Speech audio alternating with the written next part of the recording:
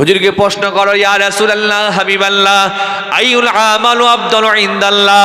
হুজুর গো, পৃথিবীতে অনেক আমল আছে, আইউল আমালু আফদালু ইনদাল্লাহ, আইউল আমালু আহাব্বু ইলাল্লাহ। হুজুর, পৃথিবীতে অনেক আমল আছে, নামাজ আছে, রোজা আছে, হজ আছে, যাকাত আছে, দান আছে, খায়রাত আছে। হুজুর, অনেক আমল আছে, কোন আমলটা আল্লাহর দরবার শরীফে সব থেকে বেশি প্রিয় আমল? কোন আমলটা আমার আল্লাহ সব থেকে বেশি ভালোবাসে?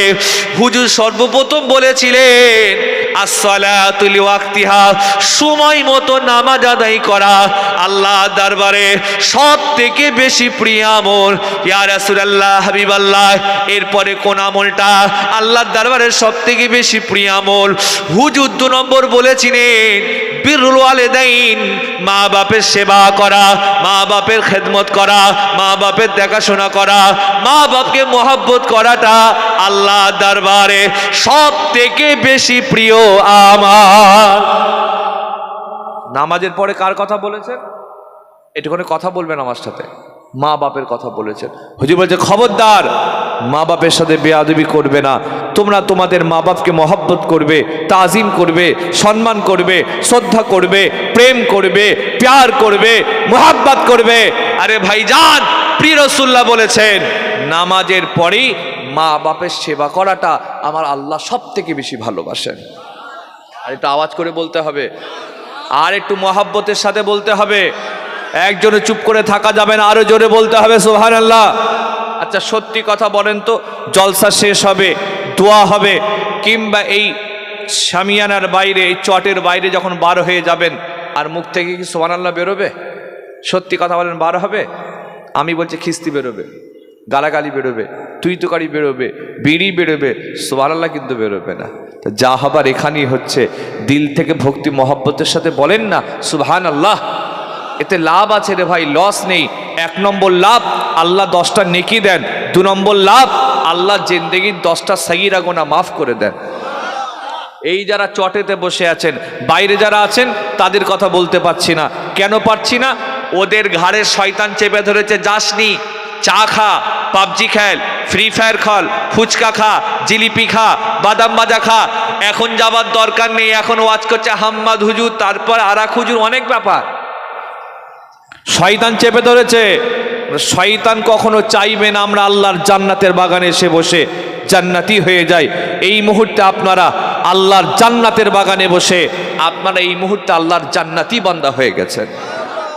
শয়তান কি কখনো চাইবে আমরা আল্লাহর জান্নাতি হই? একটু সাড়া দেন, হ্যাঁ জোরে বলেন। কখনো চাইবে না। ওই জন্য ওদেরকে ধরে রেখেছে, যাসনি, এই কর, সেই কর, ওখানে যাবি না। ও জানে এখানে বসলে আল্লাহ পাওয়া যায়, নবী পাওয়া যায়, রাসূল পাওয়া যায়, দ্বীন পাওয়া যায়, কোরআন পাওয়া যায়, আল্লাহ নবীকে খুশি করা যায়। এখানে বসলে নেকি পাওয়া যায়। এখানে বসলে আল্লাহ জিন্দেগির অনেক গুনাহগুলোকে মাফও করে দেয়। ওই জন্য ওদেরকে দায়নি আটকে ধরেছে। কিন্তু আল্লাহ শকর করে বলছে, আপনারা শয়তানে গালে চর মেরে দুনিয়ার জান্নাতে বসে গেছেন, আমি মুসাফির হালাতে আছি। আল্লাহর কাছে দোয়া চাইছি, আল্লাহ আমার বাপেরা, আমার ভাইয়েরা, আমার যুবকেরা, আমার দোস্তরা, আমরা যারা দুনিয়ার জান্নাতে একসাথে বসেছি, আল্লাহ আমাদেরকে ওই জান্নাতও একসাথে বসিয়ে দেবেন। বলেন না আল্লাহুম্মা আমিন। চিল্লে বলেন না আল্লাহুম্মা আমিন। কি আমরা জান্নাতে একসাথে থাকতে চাই না? চাই না? বলেন না ইনশাআল্লাহ। আমরাই তো জান্নাতে যাব। ও বুশও যাবে না, ফুসও যাবে না, টাকলাও যাবে না। কি বলেন আপনারা? টাকলা মানে বুঝতে পারছেন তো নাকি? ওই 2 টাকলা জ্বালিয়ে রেখেছে, ওই একটা না আরেকটা আছে, জ্বালিয়ে খেয়েছে। নির্যাতন কমিশন হয়ে গেছে, নির্বাচন আর নয়, নির্যাতন কমিশন। মুসলমানদের নামগুলোকে কেটে কেটে কেটে, আর আমাদের নেতাগুলো ভোট চাইছে। বেশি বললে বলো হুজুর আপনি ওই দলের লোক, সমাজ এসে গেল। হ্যাঁ প্রিয় ভাইয়ের আমার, তাহলে রাসূল করিমকে বলা হলো হুজুর কোন আমলটা আল্লাহ সব থেকে বেশি ভালোবাসেন, আল্লাহ মহব্বত করেন? হুজুর 1 নম্বর বলেছিলেন সময় মতো নামাজ পড়বে, ওয়াক্ত এসে গেছে নামাজ আদায় করবে, নামাজকে কাজা করবে না। 2 নম্বর বলেছিলেন রাসূল করিম যে মা বাপের সেবা করবে।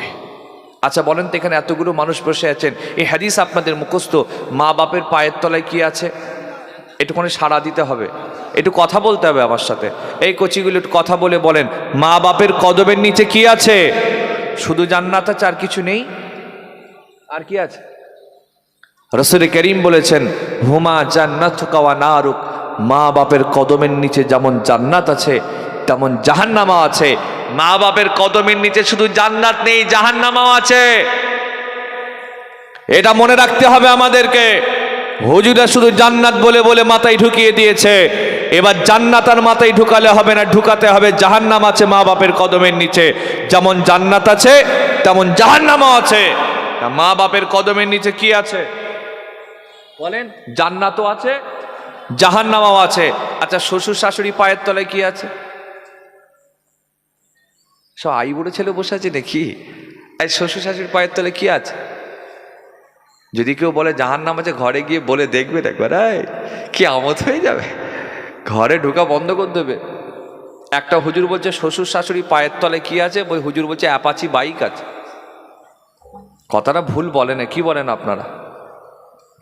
শ্বশুর শাশুড়ি পায়ের তলায় কিচ্ছু নেই, কিচ্ছু নেই, জান্নাতও নেই, জাহান্নামাও নেই, কিচ্ছু নেই। কিন্তু আফসোসের বিষয়, দুঃখের বিষয়, এই ঈদের দিন চলে গেল, আমাদের মুসলমানের সমাজের বহু মুসলমানের বাচ্চা নিজের বাপের সাথে দেখা করলো না, সাক্ষাৎ করলো না, মোলাকাত করলো না, নজরানা দিল না, ঈদই দিল না, কদম মুসি করলো না, ও শাশুড়ির সাথে দেখা করতে যাচ্ছে। এরকম মুসলমানের বাচ্চা আমাদের সমাজে আছে না নাই? শাশুড়িকে দেখাতে যাচ্ছে, গিয়ে বলছে আম্মাজান কেমন আছে? শাশুড়ি বলছে বাবা আমার আব্বাজান এসে গেছে, আর আমার আব্বা বলছে দুই যার মার খাবে। আপনি শাশুড়িকে মহব্বত করছেন, মানা করছি না, বলুন তো শাশুড়ি আগে না নিজের মা আগে? আর একটু জোরে বলতে হবে, একটু সাড়া দেন, কে আগে? তাহলে শাশুড়ি পায়ের তলায় জান্নাত না নিজের মায়ের পায়ের তলা? ভাইয়ের আমার, আজ আমি হাম্মাদ আপনাদের বলে যাচ্ছি, আমার দোয়া কবুল হবে কোনো গ্যারান্টি নাই, আমার দোয়া কবুল হবে 100-এ কোনো গ্যারান্টি নাই। হতেও পারে, নাও পারে।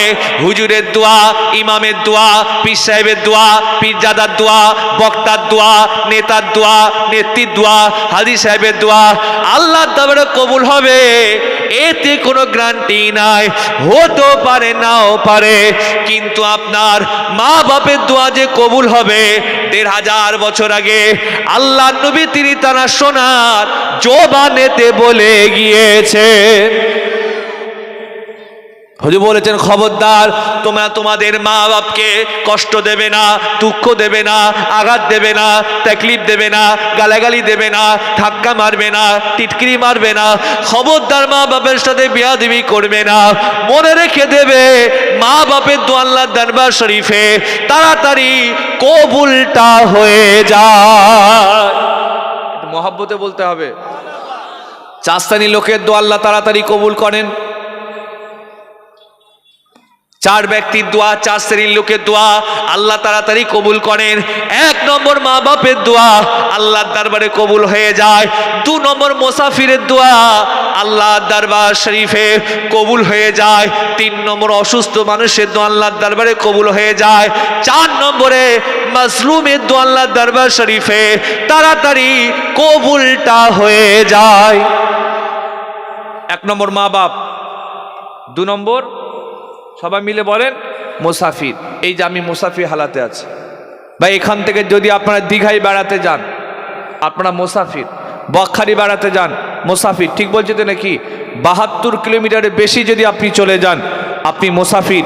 ইসলাম বলেছে, কোরআন বলেছে, রসুল বলেছে, দিন আমাদেরকে বলেছে, মুসাফির হয়ে গেলে তুমি আর 4 রাকাত ফরজ নামাজ পড়বে না, তুমি পড়বে 2 রাকাত। জোহরের ফরজ নামাজ 4 রাকাত, পড়তে হবে 2 রাকাত।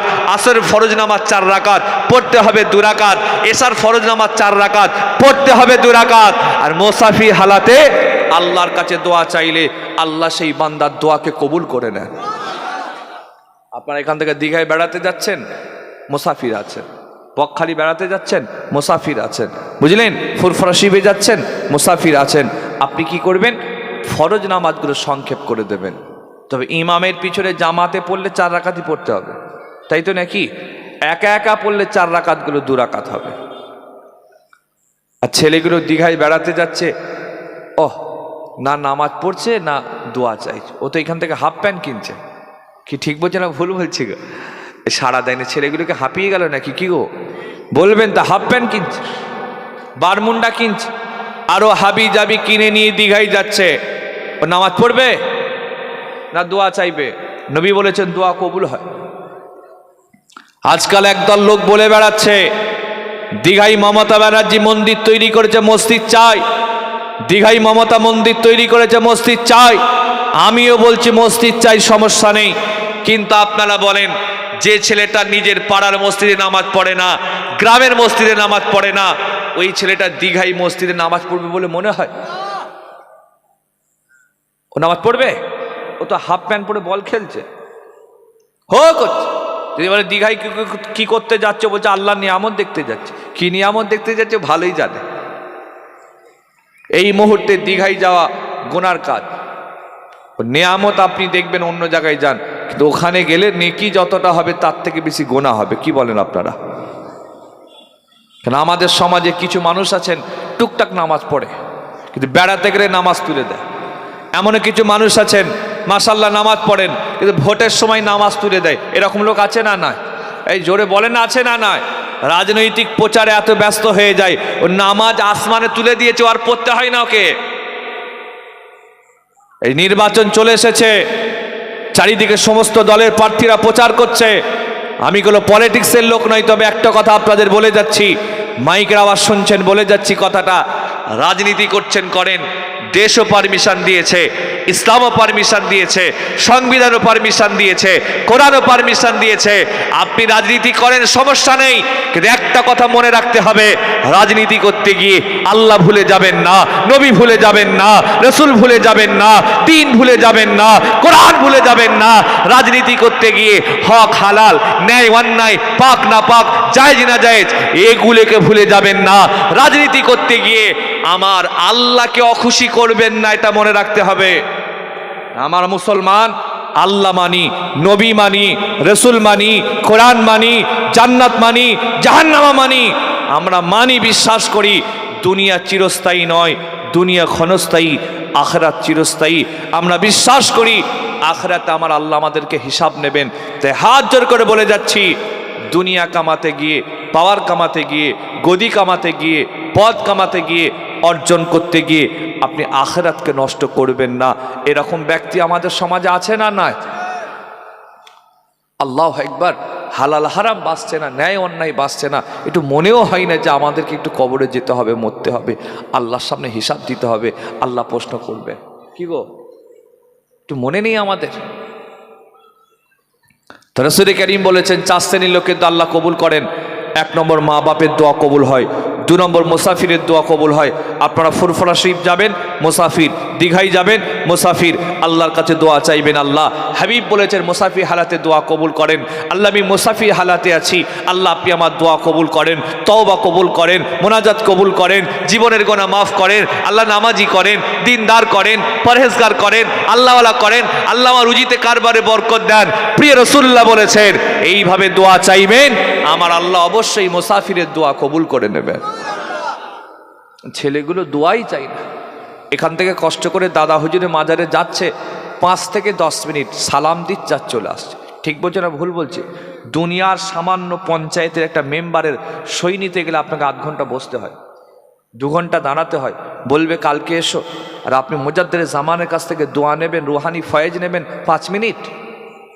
কি আমার কথার কি খারাপ লাগছে নাকি? আপনার দাদা হুজুরের মুরিদ তো নাকি? তা দাদা হুজুরের মাজারে গিয়ে মুজাদ্দেরে জামানের নেক দোয়া, রুহানি ফয়েজ নিতে যাচ্ছেন আপনি, ওখানে তো সময় দিতে হবে আপনাকে, বসতে হবে আপনাকে। আর আপনি 5 মিনিট জিয়ারত করে চলে এসছেন, দোয়া পাবেন? আপনাকে তো বসতে হবে, সময় দিতে হবে, সবাকে থাকতে হবে। জি, আল্লাহ একটা ধ্যানে বসতে হবে আপনাকে, তবেই তো মুজাদ্দেরে জামানের নেক দোয়া, রুহানি দোয়া ফিরবে। চাষিরানে মাজারে যাচ্ছেন, আপনাকে বসতে হবে, সময় দিতে হবে সেখানে। কিন্তু ফুরফুরা শরীফে যাই, এবার এর মাজার, ওর মাজার, ওর মাজার, 5 মিনিট করে দেখা করলো, এই হুজুর ওই হুজুর হো করে চলে এলো। এই জন্যই কি ফুরফুরা? ফুরফুরা শরীফ এই জন্য নয়। আপনারা যেতে হবে, মুজাদ্দেরে জামানের কাছে যাবেন, বসবেন, দোয়া চাইবেন। মুসাফির মানুষ তো আল্লাহ কবুল করবেন। প্রিয় ভাইয়েরা আমার, তা রাসূলুল্লাহ বলেছেন 1 নম্বর মা বাপের দোয়া কবুল করেন, 2 নম্বর মুসাফিরের দোয়া কবুল করেন, 3 নম্বর অসুস্থ মানুষের দোয়া কবুল করেন। আপনাদের গ্রামে, আপনাদের পাড়ায়, আপনাদের মহল্লায়, আপনাদের এলাকায় কেউ অসুস্থ আছেন, বিছানায় পড়ে আছেন, শরীরটা খারাপ, জি দীর্ঘদিন শরীর অসুস্থ পড়ে আছেন, আপনি তাকে দেখতে যাবেন, তার খোঁজ খবর নেবেন, গরিব মানুষ হলে সাহায্য করবেন, সহযোগিতা করবেন, তাকে বলবেন ভাই টেনশন করো না, এরকম রোগ আল্লাহ অনেককে দিয়েছে, ভালো হয়ে গেছে, তোমারও ভালো হয়ে যাবে। আর তাকে বলবেন আমি তোমার জন্য দোয়া করছি, তুমি আমার জন্য দোয়া করো। রাসূলুল্লাহ বলেছেন অসুস্থ ব্যক্তিদের দোয়া আমার আল্লাহর দরবার শরীফে দ্রুত গতিতে কবুল হয়ে যায়। আর আজকে ওনার সাথে আমার মতের মিল নেই, তার শরীর খারাপ হলে আমি বলি দেখছিস তো খোদা কেমন ঝেড়েছে দেখ, বলে না বলে না, আমার সাথে লাগার ফল ওইটা, ঝড়ে আম পড়ে ফকিরের কারামতি।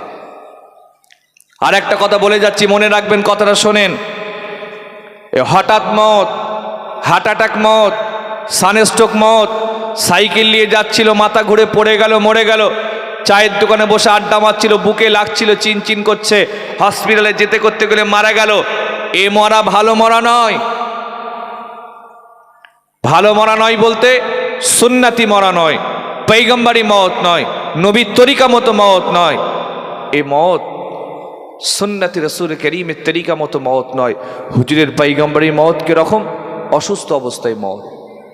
অনেকের শরীর খারাপ হলে রেগে যায়, এরকম করে আল্লাহকে উল্টোপাল্টা বলে বলে আল্লাহ তুমি আমাকেই দেখতে পেলে আর কাউকে পেলে না, কি এরকম বলে না যে আমাকেই পেলে, পৃথিবীতে এত লোক আছে। শরীর খারাপ হলে মন খারাপ করবেন না। কেন করবেন না? অসুস্থতার মাধ্যম দিয়ে, রোগের মাধ্যম দিয়ে আল্লাহ বান্দার জীবনের অনেক গুনাহগুলোকে তিনি মাফ করে থাকেন। তো রাসূল করিমের মওত হয়েছিল, হুজুর অসুস্থ ছিলেন, শরীর খারাপ ছিল, বিমার ছিলেন, বেহুশ হয়ে যাচ্ছিলেন। এতটা শরীর খারাপ ছিল, যতটা আমার মনে পড়ছে, যতটুকু আমার মনে পড়ছে, কিছু কম বেশি হয়তো 21 ওয়াক্তের নামাজের ইমামতি হুজুর করতে পারেননি, আবু বকর সিদ্দিক ইমামতি করেছিলেন 21 ওয়াক্তের নামাজের। আল্লাহ নবীর শরীরটা খারাপ, হুজুরের জ্বর, এত জ্বর, এত জ্বর, এত জ্বর।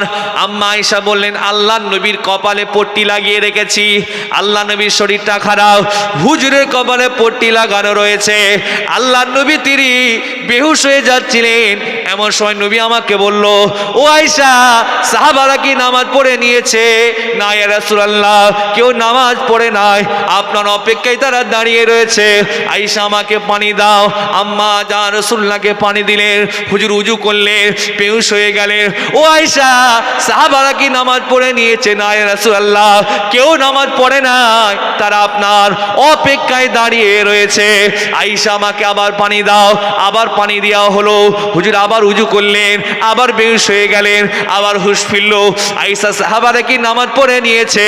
না ইয়া রাসূলুল্লাহ, কেউ নামাজ পড়ে নাই, ওরা আপনাকে ছাড়া কখনো একা একা নামাজ পড়ে না, আপনার অপেক্ষায় তারা দাঁড়িয়ে রয়েছে। আয়েশা আমাকে আবার পানি দাও, আবার পানি দেওয়া হলো, হুজুর উজু করলেন, আবার বেহুশ হয়ে গেলেন। 3 বার ঘটার পর হুজুর বলে, আয়েশা রে, আর আমার দাঁড়াবার ক্ষমতা নাই, চলার ক্ষমতা নাই, বসার ক্ষমতা নাই, বারবার বেহুশ হয়ে যাচ্ছি, আর আমি মনে হচ্ছে মদিনার মসজিদে নববীতে যেতে পারবো না। তুমি যাও, আমার আবু বকরকে গিয়ে বলে দাও আমার জায়গায় দাঁড়িয়ে যেন ইমামতিটা সে আদায় করে দেয়। হুজুরের জায়গায় দাঁড়িয়ে যতটা আমার মনে পড়ছে, 21 ওয়াক্তের নামাজের ইমাম আমার আবু বকর সিদ্দিক নিজে তিনি দাঁড়িয়ে গিয়েছিলেন। জোরে বলতে হবে। ওই যে রাসূলুল্লাহর শরীরটা খারাপ হলো, হুজুর আর সুস্থ হননি, আস্তে আস্তে আল্লাহর হুকুমে দুনিয়া থেকে চলে গেলেন, বিদায় নিলেন, পর্দা নিলেন প্রিয় রাসূল। ওই যে শরীর খারাপ, এরই মাঝখানে হুজুর 2 বার মসজিদে নববীতে গিয়েছিলেন, 2 বার। তার মধ্যে একবার পর্দাটা সরিয়ে সাহাবাদের নামাজ পড়া দেখছেন আর কাঁদছিলেন হুজুর। এই হাদিস মুখস্থ আপনাদের। হুজুর কাঁদছেন, সাহাবাদের নামাজ পড়া দেখছেন, ঝরঝর করে কাঁদছেন। আম্মা আয়েশা বলেন, হুজুর কাঁদছেন কেন? আম্মা রাসূল বলেন, আয়েশা তুমি ভুলে গেলে এই নামাজকে কায়েম করতে গিয়ে আমি কম মার খেয়েছি।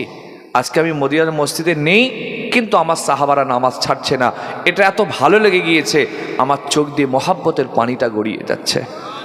কিন্তু আশ্চর্যের বিষয়, দুঃখের বিষয়, আজ আমাদের সমাজে বহু ভাইয়েরা আছেন নামাজ পড়ছেন না। মসজিদের পাশের দেওয়ালে বাড়ি, নামাজ পড়ে না। মসজিদের সাথে দোকানদার, নামাজ পড়ে না। এরকম মুসলমানের বাচ্চা আমাদের সমাজে আছে না? নাই? কানে আজান আসছে, একামতির শব্দ আসছে, ইমামের কেরাতের শব্দ আসছে, তাও মসজিদে যাই না। ও অন্তর তো মরে গেছে। চতুর্থ নম্বর, মাজলুমদের দোয়া আল্লাহ কবুল করেন। যার উপর অন্যায় করে অত্যাচার করে জুলুম করা হয়, এই মাজলুম ব্যক্তির দোয়া আল্লাহর দরবার শরীফে কবুল হয়ে যায়। এক নম্বর মা বাপের দোয়া, অসুস্থ মানুষের দোয়া, মুসাফিরের দোয়া, মাজলুমের দোয়া আল্লাহর দরবার শরীফে কবুল হয়ে যায়। আল্লাহ কি নিয়ামত করেছেন মা বাপ। মনে রাখবেন, আমি তিরমিজিতে হাদিসটা দেখছিলাম, নিজ অবাক হয়ে গিয়েছিলাম। আল্লাহ পাক মা বাপকে কত বড় আলা মাকাম দিয়েছে, ইজ্জত দিয়েছেন, সম্মান দিয়েছেন, মর্যাদা দিয়েছেন, মর্তবা দিয়েছেন। আমি তো অবাক হয়ে গেলাম।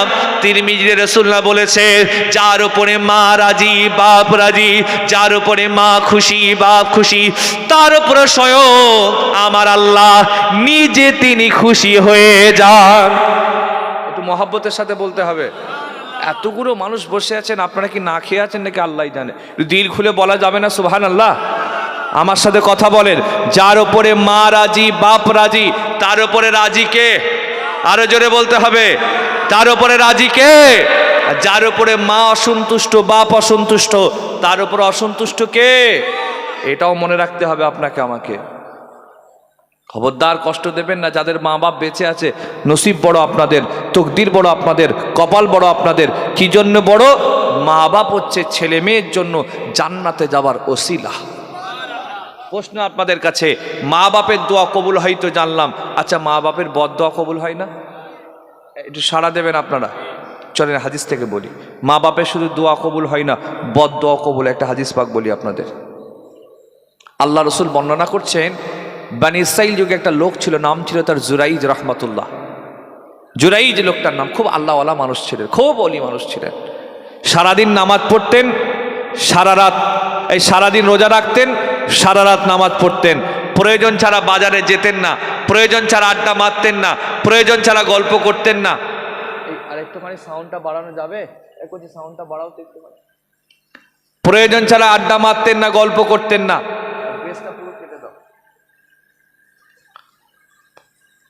তিনি ইবাদতের সময় কাটাতেন।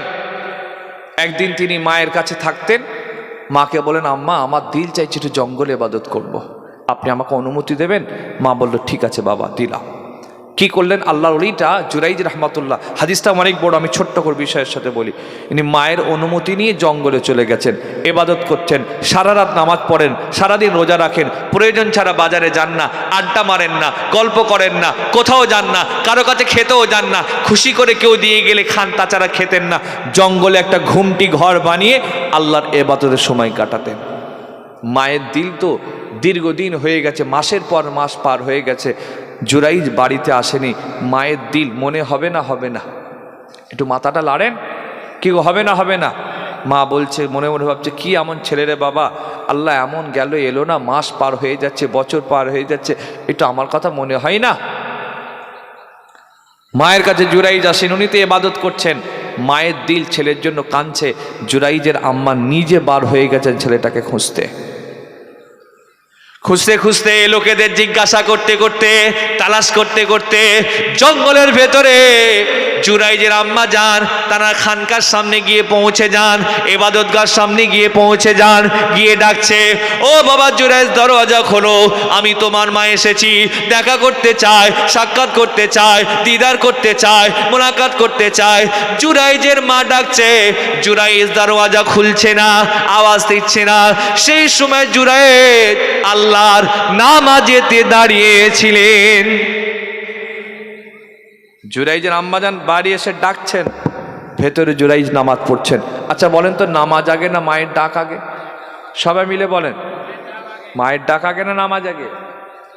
আল্লাহর ডাক আগে না মায়ের ডাক আগে? যে এখানেও তো দুটো দল হয়ে যাচ্ছে রে বাবা। চলেন হাদিস পরে বলছি। জুরাইজের আম্মাজান ডাকছেন, জুরাইজ ভেতরে নামাজ পড়ছেন, মনে মনে ভাবছেন নামাজ আগে না মায়ের ডাক আগে, নামাজ আগে না মায়ের ডাক আগে। না না না, মায়ের ডাক আগে হতে পারে না, আল্লাহর নামাজ আগে। নামাজ পড়ে যেতে চায়, তিনি নামাজ পড়তে লাগলেন। মা ডেকে ডেকে বাড়ি চলে এলেন। আবার পরের দিন আম্মা আবার বার হয়ে গেছে। ও বাবা জুরাইজ, দরজা খোলো, আমি তোমার মা এসেছি, দেখা করতে চাই, সাক্ষাৎ করতে চাই, দিদার করতে চাই, মোলাকাত করতে চাই। বহুদিন তোমার সাথে আমার দিদারটা হয় না, তোমার জন্য আমার দিল বারবার কাঁদছে, কষ্ট করে চলে এলাম, দরজা খোলো। দ্বিতীয় দিন জুরাইজ আল্লাহর নামাজিতে দাঁড়িয়ে রয়েছে, মায়ের ডাক কানে এসে গেছে। আবার ভাবছে মায়ের ডাক আগে নামাজ আগে। না না না, আল্লাহর নামাজ ছাড়া যাবে না, মা ডাকছে ডাকো। নামাজ পড়ে যেতে লাগলেন, মা ডেকে ডেকে বাড়ি চলে গেলেন। আবার তৃতীয় দিন জুরাইজের আম্মা আবার বার হয়ে গেছে। ও বাবা জুরাইজ, দরওয়াজা কি খুলবে না, দিদার কি দেবে না, সাক্ষাৎ কি করবে না, মোলাকাত কি করবে না? আমি তোমার মা, 3 দিন ধরে তোমার কাছে এলাম, দেখা করতে চাই, সাক্ষাৎ করতে চাই, দিদার করতে চাই, মোলাকাত করতে চাই, কথা বলতে চাই, তুমি কি দরওয়াজা খুলবে না? তৃতীয় দিনে জুরাইজ আল্লাহর নামাজেতে দাঁড়িয়ে রয়েছেন, ভাবছেন নামাজ আগে না মায়ের ডাক আগে, নামাজ আগে না মায়ের ডাক আগে। না না না, মা ডাকছে ডাকুক, আল্লাহর নামাজ কাজা করা যাবে না। আবার প্রশ্ন করছি, নামাজ আগে না মায়ের ডাক আগে? মাসালা শুনে নেন, ফরজ নামাজের ক্ষেত্রে নামাজ আগে, ফজরের নামাজ নয়, ফরজ নামাজ, 5 ওয়াক্ত ফরজ নামাজের ক্ষেত্রে মায়ের ডাক এই নামাজ আগে। আর নফল নামাজের ক্ষেত্রে আপনার দায়িত্ব হচ্ছে নামাজটা সংক্ষেপ করে মায়ের ডাকে সাড়া দেওয়া। কথাকে আমি বোঝাতে পারছি? ফরজ নামাজের ক্ষেত্রে আল্লাহর ডাক আগে, আর নফল নামাজের ক্ষেত্রে আপনার দায়িত্ব হচ্ছে নামাজটা সংক্ষেপ করে মায়ের ডাকে সাড়া দেওয়া। জুরাইজ রাহমাতুল্লাহ নফল নামাজ পড়ছিলেন, চাইলে সাড়া দিতে পারতেন, চাইলে নামাজ সংক্ষেপ করে চলে যেতে পারতেন, কিন্তু উনি ভাবছেন নামাজ আগে। ওনাদের নামাজ তো আর আমাদের মতো নয়, এখন তো আমাদের নামাজ ঠকা টাকার ফটাফট। কি বলেন আপনারা? মুরব্বীদের 4 রাকাতের 2 রাকাত হতে না হতেই যুবকদের 4 রাকাত কমপ্লিট। আমি হাত জোর করে বলে যাচ্ছি, 2 রাকাত পড়েন, 4 রাকাত পড়েন, ফরজ পড়েন, নফল পড়েন, সুন্নত পড়েন, যে নামাজই পড়েন, নামাজ চোরের খাতায় নিজের নাম লিখাবেন না। শুনছেন তো নাকি? আপনি যেটুকু পড়ছেন নামাজ চোরের খাতায় নাম লিখাবেন না। নামাজ চোর কি? নামাজ চোর কাদের বলে তো জানা কথা আপনাদের, যারা রুকু সেজদা ঠিক মতো আদায় করে না। রুকুতে গিয়ে আমরা কি বলি? সুবহান রব্বিয়াল, কি বলি গো? সুবহান রব্বিল আজিম 3 বার পড়ি, 5 বার পড়ি, 7 বার পড়ি। আপনি 3 বারই পড়েন, কিন্তু ধরে ধরে পড়েন। 5 বার পড়তে হবে না, 7 বার পড়তে হবে না, আপনি 3ই পড়েন, কিন্তু ধরে পড়েন। সিজদায় কি বলি আমরা? সিজদায় গিয়ে সুবহান রব্বিয়াল, আপনি 3 বারই পড়ুন, কিন্তু ধরে ধরে পড়েন। আপনাকে 5 বার, 7 বার, হ্যাঁ 9 বার, 11 বার বেশি পড়তে হবে না, পড়া যাবে, কিন্তু আপনাকে পড়তে হবে না। আপনি 3 বারই পড়েন, ধরে পড়েন। কি আমার কথা কি খারাপ বলছে নাকি? নামাজ চোরের খাতায় নাম লিখাবেন না, হাত জোর করে বলে যাচ্ছে। নামাজে খুশু ফায়দা করতে হবে আমাদের। মনে মনে এটা আনতে হবে যে আমি আল্লাহকে দেখছি, এটা তো আমাদের যা নামাজের হাল বাদ দেন, এটা যদি না হয় তো খুব ভালো কথা, কমসে কম এটা তো ভাবতে হবে মহান আল্লাহ রব্বুল আলামিন তিনি আমাকে ডাইরেক্ট দেখছেন। একটু মহাব্বতের সাথে বলবেন না? এই যুবক ছেলেগুলো জোরে বলে না সুবহানাল্লাহ, এটা মনে করে নামাজ পড়তে হবে। তা জুরাইজের আম্মা যান বাইরে অপেক্ষা করছেন, জুরাইজ নামাজ পড়ছে, উনি তো নফল নামাজ পড়ছেন, চাইলে মায়ের ডাকে সাড়া দিতে পারতেন, উনি ভাবছেন না নামাজ আগে, পড়ে যেতে লাগলেন। এইদিকে জুরাইজের আম্মা যান 3 দিন ধরে ডেকে ডেকে চলে যাচ্ছেন। তৃতীয় দিন রাগে যখন ডাকলেন, জুরাইজের সাড়া পেল না। অপেক্ষা করে করে মা রাগে অসন্তুষ্ট হয়ে, অধৈর্য হয়ে, বিরক্ত হয়ে বলেছে, আল্লাহ কি এমন ছেলে রে বাবা, মায়ের কথা তার মনে হয় না, মায়ের জন্য দিল কাঁদে না। মা বারবার ডেকেছে, এসে ডেকেছে, মাকে সাথে দিদার কি একবার করা গেল না। মা রাগে অসন্তুষ্ট হয়ে বলেছিল, আল্লাহ আমার ছেলে জুরাইজকে একটা বেশ্যামের চেহারা না দেখে মওত আপনি দেবেন না। দোয়া না বদদোয়া? একটু করে সাড়া দিয়ে বলেন। ছেলে খেলা কথা নয়, হাদিসটি সেই হাদিস একদম। বুখারী মুসলিমে হাদিসটা রয়েছে, রিওয়ায়াতের একটু আলাদা আছে, বিষয়টা কিন্তু এক। হুজুর মা বলছে রাগে অসন্তুষ্ট হয়ে, অধৈর্য হয়ে, বিরক্ত হয়ে, কি এমন ছেলে রে বাবা, 3 দিন ধরে সে ডেকে চলে গেলাম, দেখা করলো না, দিদার করলো না, সাক্ষাৎ করলো না, মোলাকাত করলো না, একটু কথা বলে গেল না। মা রাগে বলছে আল্লাহ আমার ছেলে জুরাইজকে একটা বেশ্যা মেয়ের চেহারা না দেখে মওত দেবেন না। প্রিয় রসুল বলছেন মায়ের কথাটা জবান থেকে বার হতে দেরি, কিন্তু আল্লাহর দরবার শরীফে কবুল হতে দেরি হলো না, কবুল হয়ে গেছে। সেই জামানায় সেই পিরিয়ডে ওই টাইপের একটা মেয়ে ছিল। আচ্ছা বলেন, ওরকম নোংরা চরিত্রের মেয়েদের যারা জানবে তারা কি কেউ বিয়ে করতে চাইবে? এর সারা শব্দ দেন, কেউ চাইবে নাকি? কেউ চাইবে না, মজা নেবে সবাই, কিন্তু বিয়ে কেউ করবে।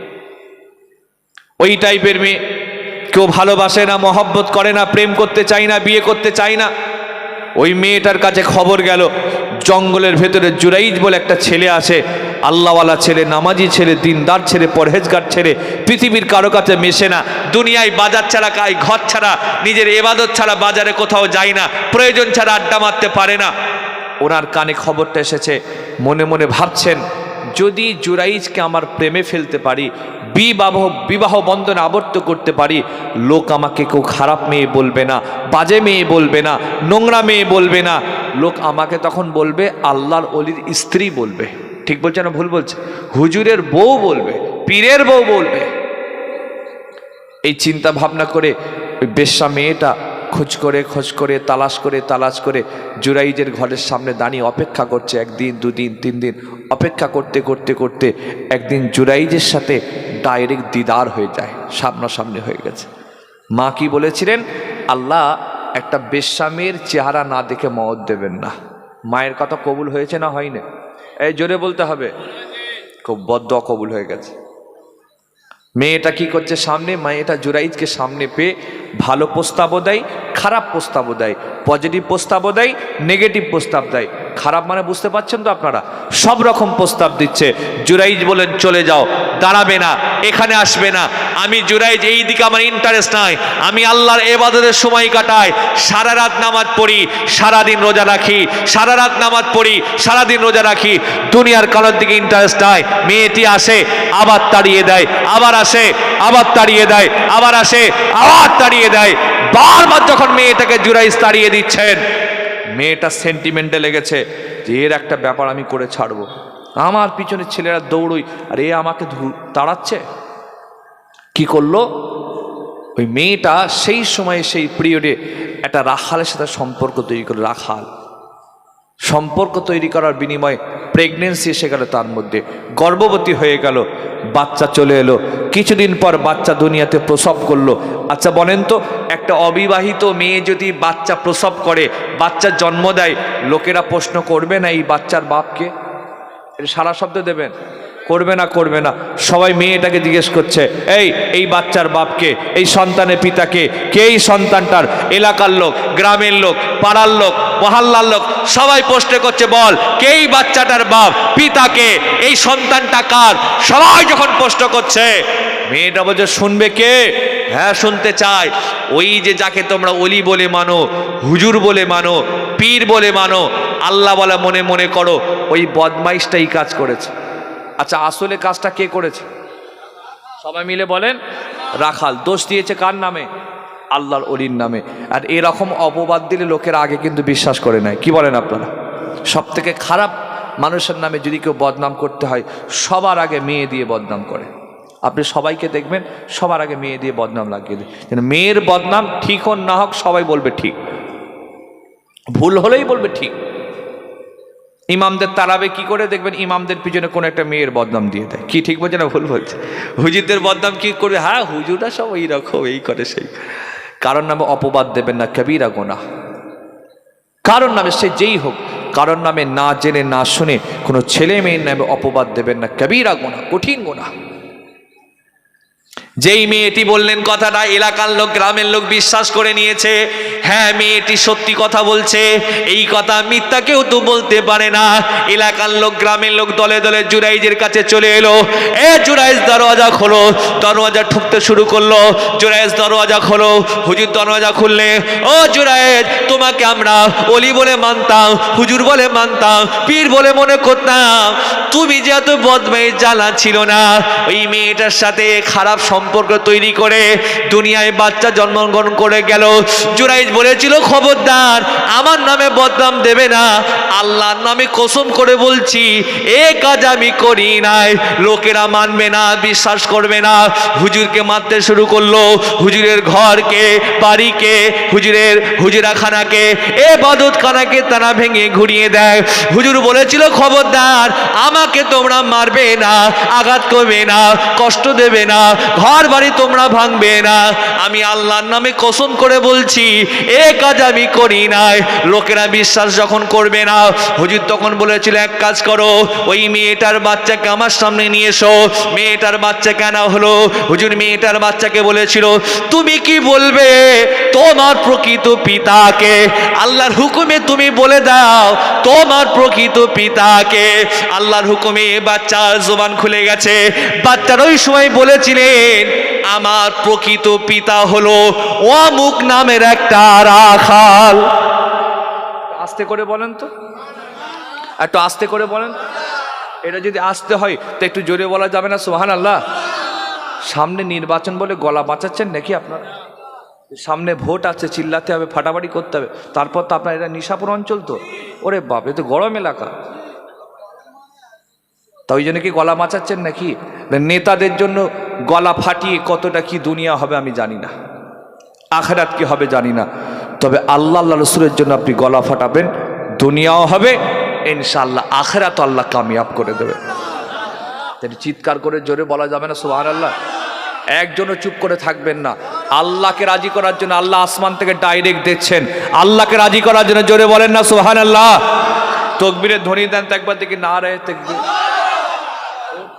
এতগুলো মানুষ বসে আছেন, সবাই বুঝবে কি করে? জোরে দাও না, না রে তাকবীর। মাশাআল্লাহ, আল্লাহ কবুল করেন, বলেন আল্লাহুম্মা আমিন। প্রিয় ভাইয়েরা আমার, মনে রাখবেন পৃথিবীতে কয়েকটি বাচ্চা দুনিয়াতে আসার পরে কথা বলেছিলেন, মনে রাখবেন। এক নম্বর ঈসা আলাইহিস সালাম। আচ্ছা ঈসা নবীর বাপের নাম কি বলতে পারবেন? জানেন ঈসা নবীর আব্বার নাম কি? হ্যাঁ ছিল না, মাশাআল্লাহ ঠিক বলেছেন। ওনার মায়ের নাম আম্মাজান মারিয়াম। এবার বাপ নেই, মারিয়াম গর্ভবতী হয়ে গেছে, বাচ্চা প্রসব করেছে। লোকেরা বদনাম দেবে না দেবে না? নাউজুবিল্লাহ আস্তাগফিরুল্লাহ। সেই জামানার সেই পীরের লোকেরা আম্মা মারিয়ামকে বদনাম দিচ্ছে, বাজে কথা বলছে, তহমত দিচ্ছে। এই আম্মা মারিয়াম কি করে প্রেগনেন্সি এসে গেল, গর্ভবতী হলো, এটা আল্লাহ কোরআন শরীফে বলে দিয়েছেন। অনেক বড় লম্বা ঘটনা, যাচ্ছি না। আল্লাহ বলেন জিব্রাইল চলে যাও, মারিয়ামের পেটেতে একটা ফু দাও। জিব্রাইল ফু দিলেন, আল্লাহ আম্মা মারিয়ামকে গর্ভবতী বানিয়ে দিলেন। একটা অবিবাহিত মেয়ে বাচ্চা প্রসব করেছে, আঙুল তুলছে। সবাই প্রশ্ন করছে এই বাচ্চার বাপকে। এই মারিয়াম বলো, এই ঈসা কার ছেলে, কার সন্তান, এর পিতাকে? আল্লাহ রব্বুল আলামিন নবী আম্মা মারিয়াম যে পাক ছিলেন, সাফ ছিলেন, পবিত্র ছিলেন, এটা প্রমাণ করার জন্য শিশু নবী ঈসা আলাইহিস সালামের জবান থেকে আল্লাহ কথা বার করেছিলেন, উনি কথা বলেছিলেন। দু নম্বর ইউসুফ জুলাইখার প্রেম কাহিনী মনে আছে তো আপনাদের?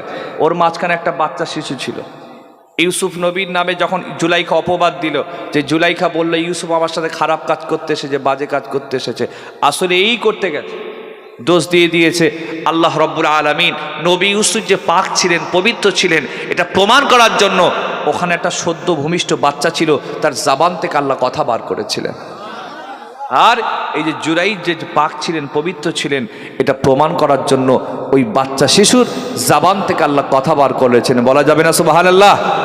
মনে রাখবেন এই সদ্য ভূমিষ্ঠ বাচ্চা কথা বলতে পারে না, যদি বলে সত্য বলবে না মিথ্যা বলবে? সবাই মিলে বলেন সত্য বলবে। যেই বলেছে লোকেরা বিশ্বাস করেছে। এই মেয়েটি মিথ্যা কথা বলে হুজুরের নামে বদনাম দিয়েছে, হুজুর সত্যি কথাটাই বলেছে, বাচ্চা তো মিথ্যা কথা বলবে না। লোকেরা সঙ্গে সঙ্গে চলে গেলেন, হুজুরের কদম ধরেছেন।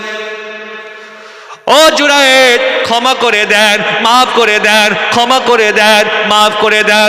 হুজুর আপনি আমাদেরকে ক্ষমা করে দিন, আমরা বিশ্বাস করলাম না আপনার কথা, ওই মেয়েটার কথা বিশ্বাস করেছিলাম, কিন্তু দেখছি মেয়েটা মিথ্যাবাদী, আপনি সত্যবাদী। হুজুর আপনি ক্ষমা করে দেন, মাফ করে দেন। হুজুর অনুমতি দেন, আমরা আপনার ঘরকে সোনা দিয়ে বানিয়ে দিতে চাই, রূপা দিয়ে বানিয়ে দিতে চাই, আমরা আপনার ঘরকে আবার সুন্দর করে বানিয়ে দিতে চাই। হুজুর আপনি ক্ষমা করে দেন।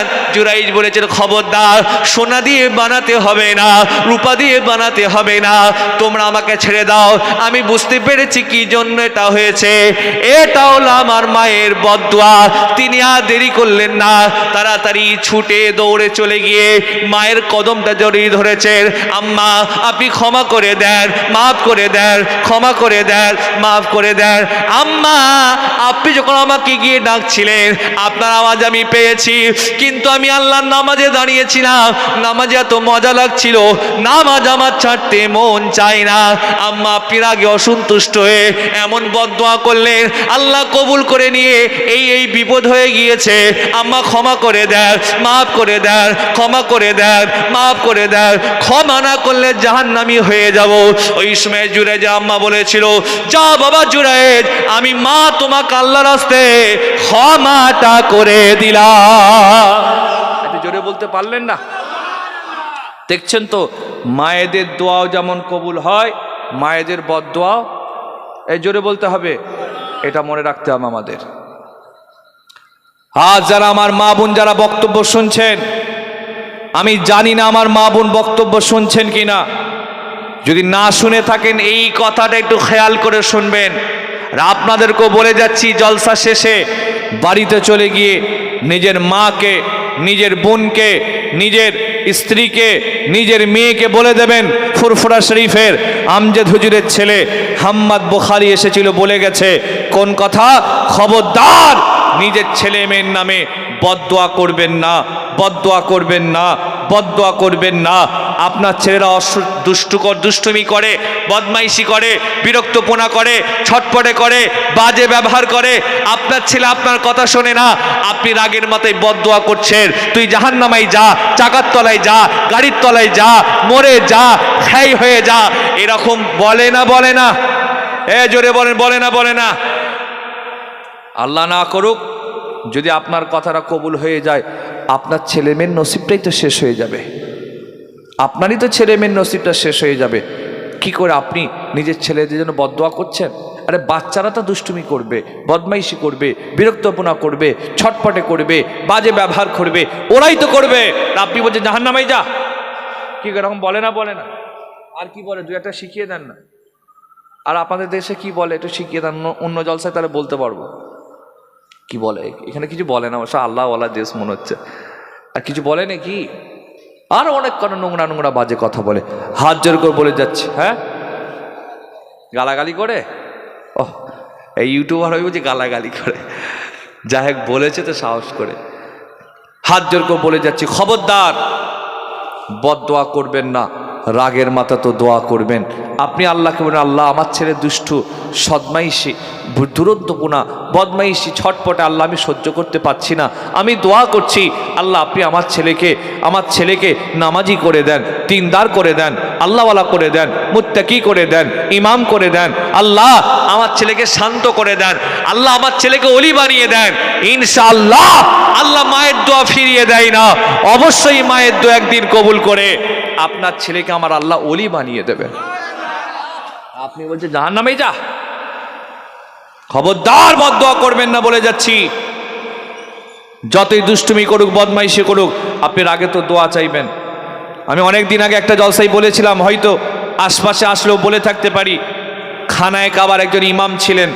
আমি বহুদিন আগে ইউটিউবে একটা ইন্টারভিউ দেখেছিলাম, খানায় কাবার একজন ইমামকে প্রশ্ন করা হচ্ছে, সাংবাদিক প্রশ্ন করছেন, হুজুর আপনি যে কাবার ইমাম হয়েছেন কি করে? তিনি বললেন, স্পষ্ট সঙ্গে সঙ্গে বললেন, আমি কাবার ইমাম হবার পিছনে একটা দোয়া কাজ করেছে, সেটা আমার মায়ের দোয়া। সাংবাদিক তো ছাড়ার লোক নয়, হুজুর একটু খুলে বলেন, ব্যাপারটা ক্লিয়ার করে বলেন, মায়ের দোয়া কিভাবে কাজ করেছে। তিনি বলেন, আমি ছোটবেলায় খুব দুষ্ট ছিলাম, বদমাইশ ছিলাম, এত দুষ্ট বদমাইশ ছিলাম যে নিজেও পেরেশান, এলাকার লোকও পেরেশান। এরকম বাচ্চা আছে না? নাই, খুব দুষ্টু ছিল। তা আমার মা একদিন আমাকে সাথে করে নিয়ে আল্লাহর খানায় কাবায় উমরা করতে যাচ্ছেন। উমরা হয়ে গেছে, মা নফল তাওয়াফ করবেন, আমাকে বলল, বাবা তুমি এই জায়গাটাই বসবে, আমি আল্লাহর কাবাটা তাওয়াফ করে তোমাকে নিয়ে বাড়ি চলে যাব। আমার আম্মা এক জায়গায় আমাকে বসিয়ে দিয়েছে, নির্ধারিত স্থানে আমাকে বসিয়ে দিয়ে খানায় কাবা তাওয়াফ করতে চলে গেছেন। তাওয়াফ করতে করতে করতে 7 চক্কর কমপ্লিট হয়ে গেছে। আমার মা যখন ফিরে এলেন, দেখছেন আমি হাওয়া, মানে পালিয়ে গেছে। দাদা হুজুরের জলসায় আপনি আপনার ছেলেটাকে নিয়ে গেছেন, আল্লাহ না করুক যদি হারিয়ে যায়, পেরেশান হতে হবে না? হবে না? এই জোরে বলেন না। খানায় কাওয়ায় হাজার হাজার লক্ষ লক্ষ লোক মাঝখানে আমার সন্তানটা হারিয়ে গেছে, মা পেরেশান হয়ে যাচ্ছে, চিন্তায় পড়ে গেল, আল্লাহ এত হাজার লোকের মাঝখানে কোথায় আমি আমার সন্তানটাকে পাবো? কি এমন দুষ্টু, কি এমন বদমাইশ ছেলে, এখানেও বদমাইশি করতে করতে চলে গেল। খুঁজতে শুরু করলো মা আমাকে, খুঁজতে খুঁজতে জোহর হয়ে গেছে, পাইনি আমাকে, আসর হয়ে গেছে, পাইনি আমাকে, মাগরিবের কিছুটা আগে আমাকে পেয়েছে। মা খানে কাবাই দাঁড়িয়ে রাগে অসন্তুষ্ট হয়ে, অধৈর্য হয়ে, বিরক্ত হয়ে মা বদদুয়া করেননি, মারেননি আমাকে, কিন্তু খাবাই দাঁড়িয়ে বলেছে, আল্লাহ এত দুষ্টু ছেলে আমার আর সহ্য করতে পারছি না, আর আমার সহ্য সবরে থাকছে না, আল্লাহ আমি দোয়া করছি আমার এই ছেলেটাকে একদিন এই খানায় কাবার ইমাম হিসাবে আপনি কবুল করবেন। ওই যে মা ছোটবেলায় রাগে অসন্তুষ্ট হয়ে এমন দোয়া করেছিলেন, আল্লাহ কবুল করে আজকে বড় হয়ে আল্লাহ আমাকে কাবার ইমাম বানিয়ে দিয়েছে। এটা মহাব্বতে বলা গেল না? এটা কার দোয়া? মায়ের দোয়া। মা রেগে রেগে করেছিলেন না, খুশিতে করেছিলেন? খুশিতে। বদমাইশ তোকে বসতে বলেছে পালিয়ে, আমরা যদি ফাটাতাম ধরে ধরে, কি বলেন আপনারা? আমরা ঠ্যাঙাতাম, বদমাইশ কোথাকারে। আমি তো ভালো বাংলাই বলছি, আরো কি বলতো আল্লাহ ভালো জানে, ইউটিউবার খুব ভালো জানে কি বলতো, হ্যাঁ আরো কি বলতো কি জানি, দিয়ে ফাটিয়ে ফেলতো একদম। যে মা রাগে অসন্তুষ্ট হয়ে বদদোয়া না করে দোয়া করছেন, তাই হাত জোর করে আপনাদের বলে যাচ্ছি, ছেলে মেয়ের জন্য দোয়া চাইবেন। আচ্ছা বলেন তো, এরকম সমাজে কটা মা বাপ আছেন বলেন তো, যারা প্রত্যেক দিন নামাজের শেষে মুসাল্লায় বসে নিজের ছেলে মেয়ের জন্য দোয়া চায়? এমন বাপ মা সমাজে বেশি না কম? সত্যি কথা বলেন তো, খুঁজে পাওয়া যাবেন। তা আপনি আপনার ছেলে মেয়ের জন্য দোয়া চাইবেন না তো পাড়ার লোকের জন্য দোয়া চাইবেন? আপনি আপনার নিজের ছেলে মেয়ের জন্য দোয়া চাইবেন, পাড়ার বউয়েদের মেয়ের জন্য দোয়া চাইবেন নাকি?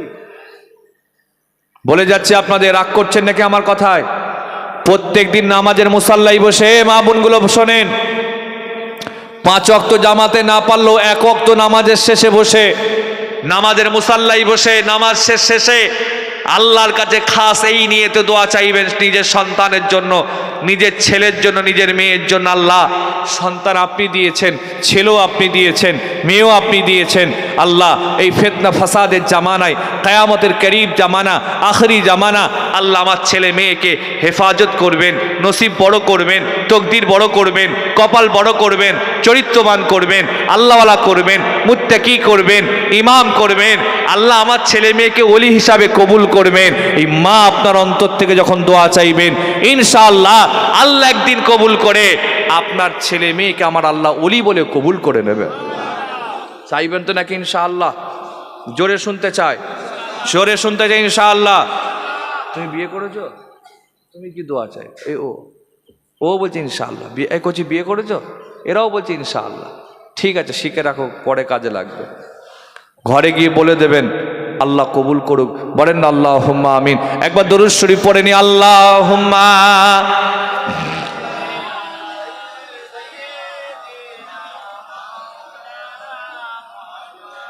ওয়া আলা আলি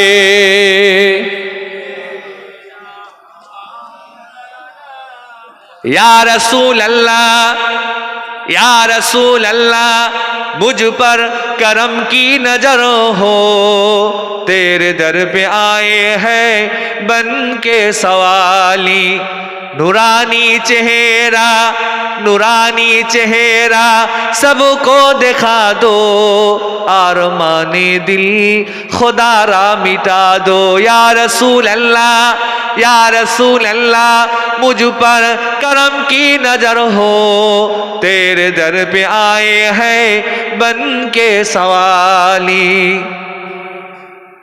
नूरानी चेहरा सबको दिखा दो, आरमाने दिल खुदारा मिटा दो।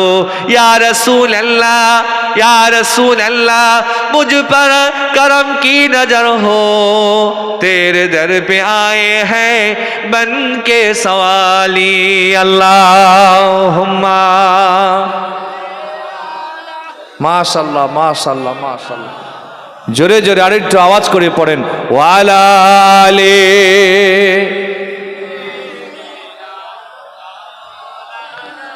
আমার ভাইয়ের আব্বার একটা হাদিস পাক মনে পড়ছে, শোনেন বলবো।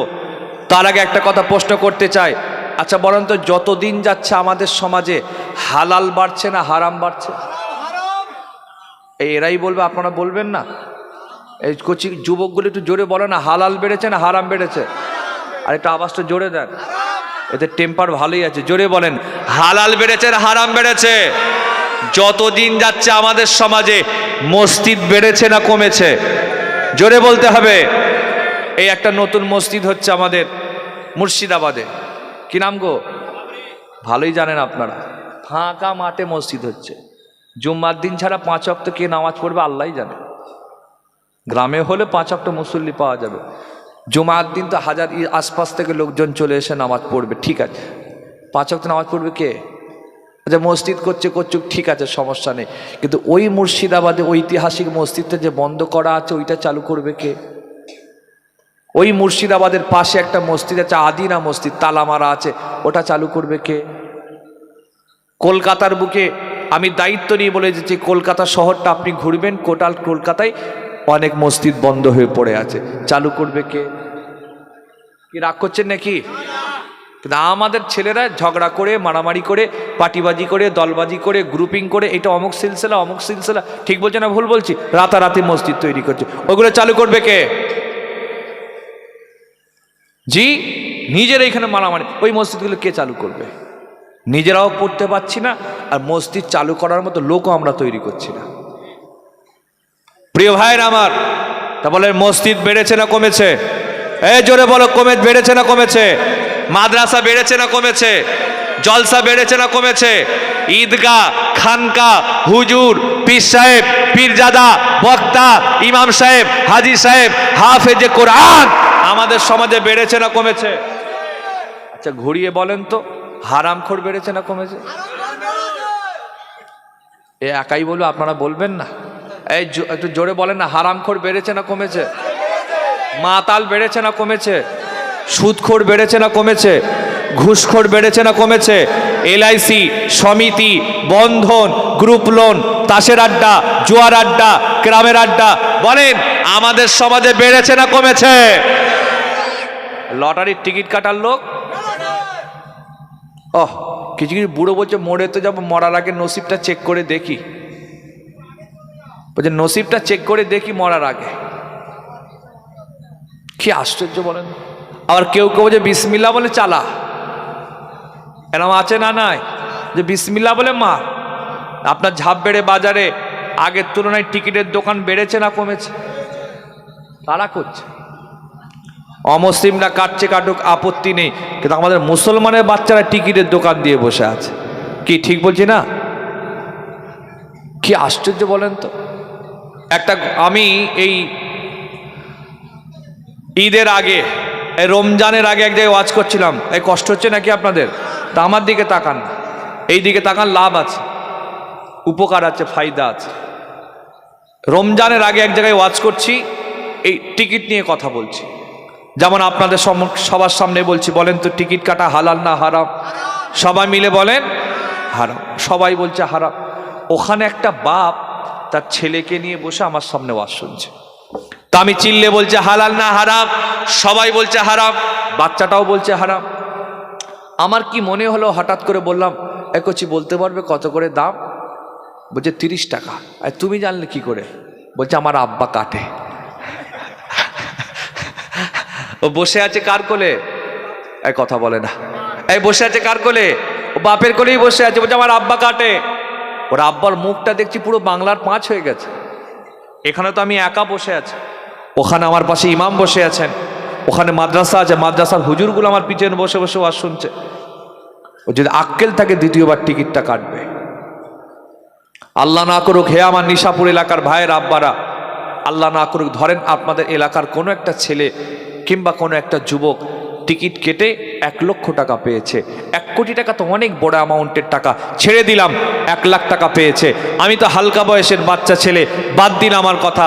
ফুরফুরা শরীফের কোন একটা বয়োজ্যেষ্ঠ হুজুর এসে ছেলেটাকে বলল, বাবা টিকিট কাটাটা হারাম, আর তুমি যে টাকাটা পেয়েছো ওটা হালাল না হারাম? বাবা নিজে হারাম খাবে না, নিজের পরিবারের ছেলে মেয়েদেরকে হারাম খাওয়াবে না। তুমি যদি আল্লাহ পেতে চাও, নবী পেতে চাও, রসুল পেতে চাও, আখিরাত পেতে চাও, জান্নাত পেতে চাও, আল্লাহ নবীকে খুশি করতে চাও, ও হারাম টাকা ফেলে দাও। বলেন তো আপনারা বুকে হাত দিয়ে, ও টাকা ফেলবে না হুজুর ফেলবে? টাকা ফেলবে না হুজুর ফেলবে? হুজুর কাছে আগে দূর এখান থেকে, তোর মতো কম হুজুর আছে, ওই টাকাই ভাড়া করে আমি মিলাদ দিয়ে দেবো। কি বলেন আপনারা? যে হুজুর বেশি বিরুদ্ধে ওয়াজ করবে তাকেও নজনা দিয়ে বলো আমি একা খাবো কেন, তুইও খা। হুজুরদের তো চোখ কানা। এখন আমি আমার কথা বলছি, আমার তো কানা হুজুর, যা পাচ্ছি খেয়ে নিচ্ছি, শুধু বলছে আল্লাহর নামে চালিয়ে দিচ্ছি। কি যে হবে কবরে আল্লাহই ভালো জানে। প্রিয় ভাইয়েরা আমার, তাহলে মসজিদ বেড়েছে, মাদ্রাসা বেড়েছে, জলসা বেড়েছে, ঈদগাহ বেড়েছে, খানকা বেড়েছে, হুজুর বেড়েছে, হাফেজে কোরআন বেড়ে গেছে, পীর সাহেব পীরজাদা বেড়ে গেছে, মার্কেটে সব বেড়ে গেছে। কিন্তু আফসোসের বিষয়, দুঃখের বিষয়, ভালো যদি বাড়ে খারাপ কমবে, হালাল যদি বাড়ে হারাম কমবে। কিন্তু বর্তমানে লক্ষ্য করছি হারামও বেড়ে গেল, মাতাল বাড়লো, সুদখোর বাড়লো, ঘুষখোর বাড়লো, এলআইসি বাড়লো, সমিতি বাড়লো, বন্ধন, গ্রুপ লোন, তাসের আড্ডা, জুয়ার আড্ডা, গ্রামের আড্ডা, মসজিদের টাকা, মাদ্রাসার টাকা, ঈদগার টাকা, জলসার টাকা, খানকার টাকা, নিজের বোনের সম্পত্তি ঝেড়ে খাওয়ার লোক আমাদের সমাজে আছে না নয়?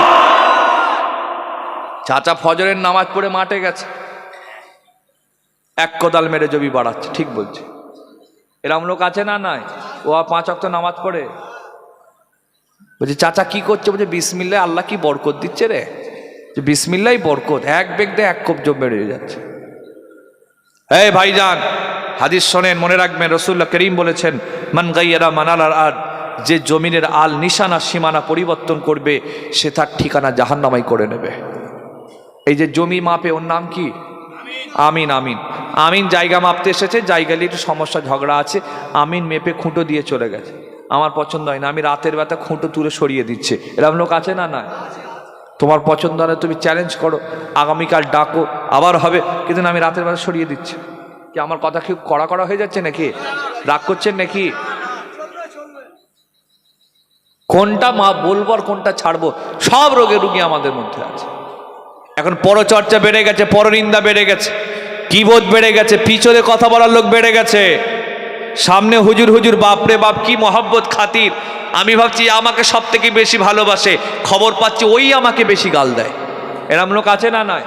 হুজুরদের পেয়ে গেলে জান দিয়ে দিচ্ছে, হুজুর ভাবছে এই দাদা হুজুরে খাসলো, ও বেটা দাদা হুজুরকে গাল দেয়। কি এরকম আছে না নয়? নীতিতে কঠোর হন, আমাকে ভালো না লাগলে মিশবেন না, দূরে চলে যান। কিন্তু আপনি সামনে হুজুর হুজুর করবেন, পিছনে গালি দেবেন, নিজের ক্ষতি করছেন আপনি। রাসূলুল্লাহ বলেছেন, তারিফ করো পিছনে, বদনাম করো সামনে। আমার যদি ভুল থাকে আপনি আমার সামনে বলবেন, কিন্তু পিছনে বললে আমার কোনো উপকার নেই। একটা উপকার আছে, আমার গোনাগুলো আপনি নিয়ে নিচ্ছেন, আমার কিছুটা কম হচ্ছে। কি ঠিক বলছি না ভুল বলছি? তারিফ করো পিছনে, বদনাম করো সামনে। বর্তমানে আমরা বদনাম করি পিছনে আর তারিফ করি সামনে, এটা আমাদের সব থেকে বড় ফল্ট। ভাইয়েরা আমার, কষ্ট হচ্ছে নাকি? বলবো তো নাকি? এই হাদিসটা বলি, ভালো লাগবে, শোনেন। এই হাদিস পাকটা হাদিসের কিতাবে পাবেন, আর আপনি রাসূলুল্লাহর বিশ্ববিখ্যাত জীবনীতে আপনারা এই ঘটনাটা পাবেন। আল্লাহ নবীর মদিনাতে একটা বয়োজ্যেষ্ঠ মহিলা এসেছেন। মহিলাটার বয়স হয়ে গেছে, চোখে ভালো দেখতে পায় না, ঠিক মতো চলতে পারে না, কথা বলতে পারে না, কুঁজো হয়ে গিয়েছে, হাতে লাঠি নিয়ে মদিনায় হাঁটছে, আর চিল্লে চিল্লে বলছে, ও মদিনার মানুষেরা, তোমরা কি আমাকে বলবে আইনা মুহাম্মদ, আইনা মুহাম্মদ, আইনা মুহাম্মদ, মুহাম্মদ কোথায়, মুহাম্মদ কোথায়, মুহাম্মদ কোথায়? কেননা তাকে একবার নিজে চোখে দেখতে চায়। সাহাবার অবাক হয়ে যাচ্ছে, এই বয়োজ্যেষ্ঠ মহিলাকে আল্লাহ নবীর নাম নিয়ে ডাকে, আমার নবীর নাম নিয়ে চিল্লে চিল্লে ডাকে। আমরা নবীর নাম নিয়ে অত দূরের কথা, চোখে চোখ রেখে কথা বলি না, কে মেয়েটা আল্লাহ নবীর নাম নিয়ে ডাকছে? সাহাবার অবাক হয়ে যাচ্ছে। একজন সাহাবী বলল, আম্মা জান, খবরদার আল্লাহ নবীর নাম নিয়ে চিল্লে ডাকবেন না, আপনি রাস্তা ধরে টুকটুক টুক আগিয়ে যান, কিছু দূর যাওয়ার পরেতে আল্লাহ নবীর সাথে আপনার দিদারটা হয়ে যাবে। আস্তে করে বলেন, আর একটু আস্তে করে বলেন। এটা যদি আস্তে হয় তো আমি একটু জোরে শুনতে চাই। টেম্পার আছে, কিন্তু আরো দু তিনটে হুজুর আছে তো বাঁচাচ্ছে, এরা থাকবেন তো নাকি? প্রিয় ভাইয়ের আমার, হাদিসটা শোনেন, খুব ভালো লাগবে। রাসূল করিম মায়েদেরকে আমার সম্মান করেছেন। দেখেন, বয়োজ্যেষ্ঠ মহিলা, বয়সের কারণে কুঁজো হয়ে গেছেন, হাতে লাঠি, চোখে ভালো দেখতে পাই না, মদিনা শরীফে চিল্লাচ্ছে, রে মদিনার লোকেরা, আমাকে বলবে মোহাম্মদ কোথায়, কোনটা, কোন দিকে যাব? চিল্লাচ্ছেন। একজন বলছেন, আম্মাজান, আল্লাহ রসুলের নাম নিয়ে ডাকবেন না, আমরা নবী পাকের নাম নিয়ে ডাকি না, চোখে চোখ রেখে কথা বলি না, আপনি রাস্তা ধরে আগিয়ে যান, কিছু দূর যাবার পরেতেই প্রিয় রসুল করিমের দিদার আপনি পেয়ে যাবেন। আম্মাজান আগিয়ে যাচ্ছেন, আল্লাহ নবী দরবারে মদিনাতে সাহাবাদের নিয়ে ওয়াজ করছিলেন। হুজুর ওয়াজ করছেন জান্নাতের কথা, জাহান্নামের কথা, হালালের কথা, হারামের কথা, ন্যায় অন্যায়ের কথা। হুজুর তিনি ওয়াজটা করতে লাগলেন। হুজুর ওয়াজ করতে করতে হুজুর দেখতে পেয়ে গেলেন, হুজুরের নজরটা আম্মা জানের দিকে পড়ে যায়। হুজুরের একটা বয়োজ্যেষ্ঠ মহিলা টুক টুক টুক টুক করে আগিয়ে আগিয়ে আসছে। হুজুর দেখতে পেয়ে গিয়ে চিনতে পেরে গেলেন। আল্লাহ নবী দেখার সঙ্গে সঙ্গে আর তিনি দেরি করলেন না, নিজের জায়গা ছেড়ে দিয়ে আল্লাহ নবী স্বয়ং সোজা হয়ে তিনি দাঁড়িয়ে যান। একটু জোরে বলতে হবে, আমার মনটা ঠিক ভরছে না। আল্লাহকে রাজি করার জন্য এতগুলো ছেলে একটু ঝেড়ে মারা যাবে না? সুবহানাল্লাহ, আল্লাহ একবার। হুজুর পাক সাল্লাল্লাহু আলাইহি ওয়াসাল্লাম ওয়াজ করতে করতে দেখছেন একটা বয়োজ্যেষ্ঠ মহিলা হেঁটে হেঁটে আসছে। হুজুর চিনতে পেরে গেছেন, ভালো করে দেখতে পাচ্ছেন না, কুঁজো হয়ে গেছে। হুজুর তাকে দেখে দাঁড়াচ্ছেন, ব্যাপারটা ছেলে খেলা নয়, ভালো করে শুনবেন। হুজুর দাঁড়িয়ে গেলেন। শুধু তাই নয়, আল্লাহ নবী শুধু দাঁড়িয়েছেন তা নয়, হুজুর দাঁড়াবার সঙ্গে সঙ্গে হুজুর নিজের মেম্বার থেকে নেমে পড়লেন, টুকটুক টুকটুক আগিয়ে চলে গেলেন আম্মা জানের কাছে। চলে গিয়ে আম্মা জানের হাতটা ধরে নিয়ে আল্লাহ নবী সাথে করে ধরে ধরে হুজুর নিজের জায়গায়, আল্লাহ নবীর গায়ে একটা চাদর মোবারক ছিল, চাদরটা খুলে নিয়ে ভাঁজ করে নরম মতো বিছানা বিছিয়ে দিয়ে গদি মতো বানিয়ে দিয়ে আম্মা জানকে নিজের জায়গাতে, নিজের চাদরের ওপরেতে তিনি বসিয়ে দেন। সাহাবার অবাক হয়ে যাচ্ছে, মনে মনে ভাবছেন, এই মেয়েটাকে, এই বয়োজ্যেষ্ঠ মহিলা কে হতে পারে যাকে দেখে আল্লাহ নবী, যে মেয়েটি আল্লাহ নবীর নাম নিয়ে চিল্লে চিল্লে ডাকে, আমার নবীর নাম ধরে চিৎকার করে ডাকে, যাকে দেখে আল্লাহ নবী স্বয়ং নিজে দাঁড়িয়ে যান, যাকে রাসূলুল্লাহ নিজের জায়গায় নিজের চাদরে বসিয়ে দেন, কে হতে পারে? সাহাবার অবাক হয়ে যাচ্ছে, কেউ কোনো কথা বলছেন না। আল্লাহ নবী আম্মা জানকে বসিয়ে দিয়ে আম্মা জানের কাছে দাঁড়িয়ে বলে, আম্মা কেমন আছো? আম্মা বলছে, কে বাবা, তোমার পরিচয়টা কি দেবে? কেন আমি চোখে ভালো দেখতে পাই না, তুমি কি তোমার পরিচয় দেবে? আম্মা জানকে রাসূলুল্লাহ বলে, বাবা আম্মা জান, আমি আপনার ছেলে মুহাম্মদ। আম্মা জান বলল, বাবা মুহাম্মদ, তুমি আমার সামনে দাঁড়িয়ে তোমাকে দেখবো বলে এত মাসের রাস্তা অতিক্রম করে টুকটুক টুকটুক করে তোমার দিদারেতে চলে এলাম। ও বাবা মুহাম্মদ, আমার মনে হতে লাগলো বয়স হয়ে গেছে, বার্ধক্যে পৌঁছে গেছি, আর বাঁচবো না, মারা যাব। মারা যাবার আগে আমি কি আমার ছেলেকে একবার দেখবো না, আমার মোহাম্মদকে দেখবো না, আমার বেটাকে একবার দেখবো না? এই না মনে করে কয়েক মাসের রাস্তা অতিক্রম করে তোমার দিদারেতে চলে এলাম। আম্মা জান শুনে বলে, আল্লাহ নবী বলে, আম্মা জান কেন এত কষ্ট করে এলেন? একবার তোমাকে বলতে পারতেন, আমি মুহাম্মদ নিজে আপনার দিদারেতে চলে যেতাম। সাহাবারা ভাবছেন ইনি কে হতে পারে, যাকে দেখে রসুল করিম দাঁড়িয়ে গেলেন।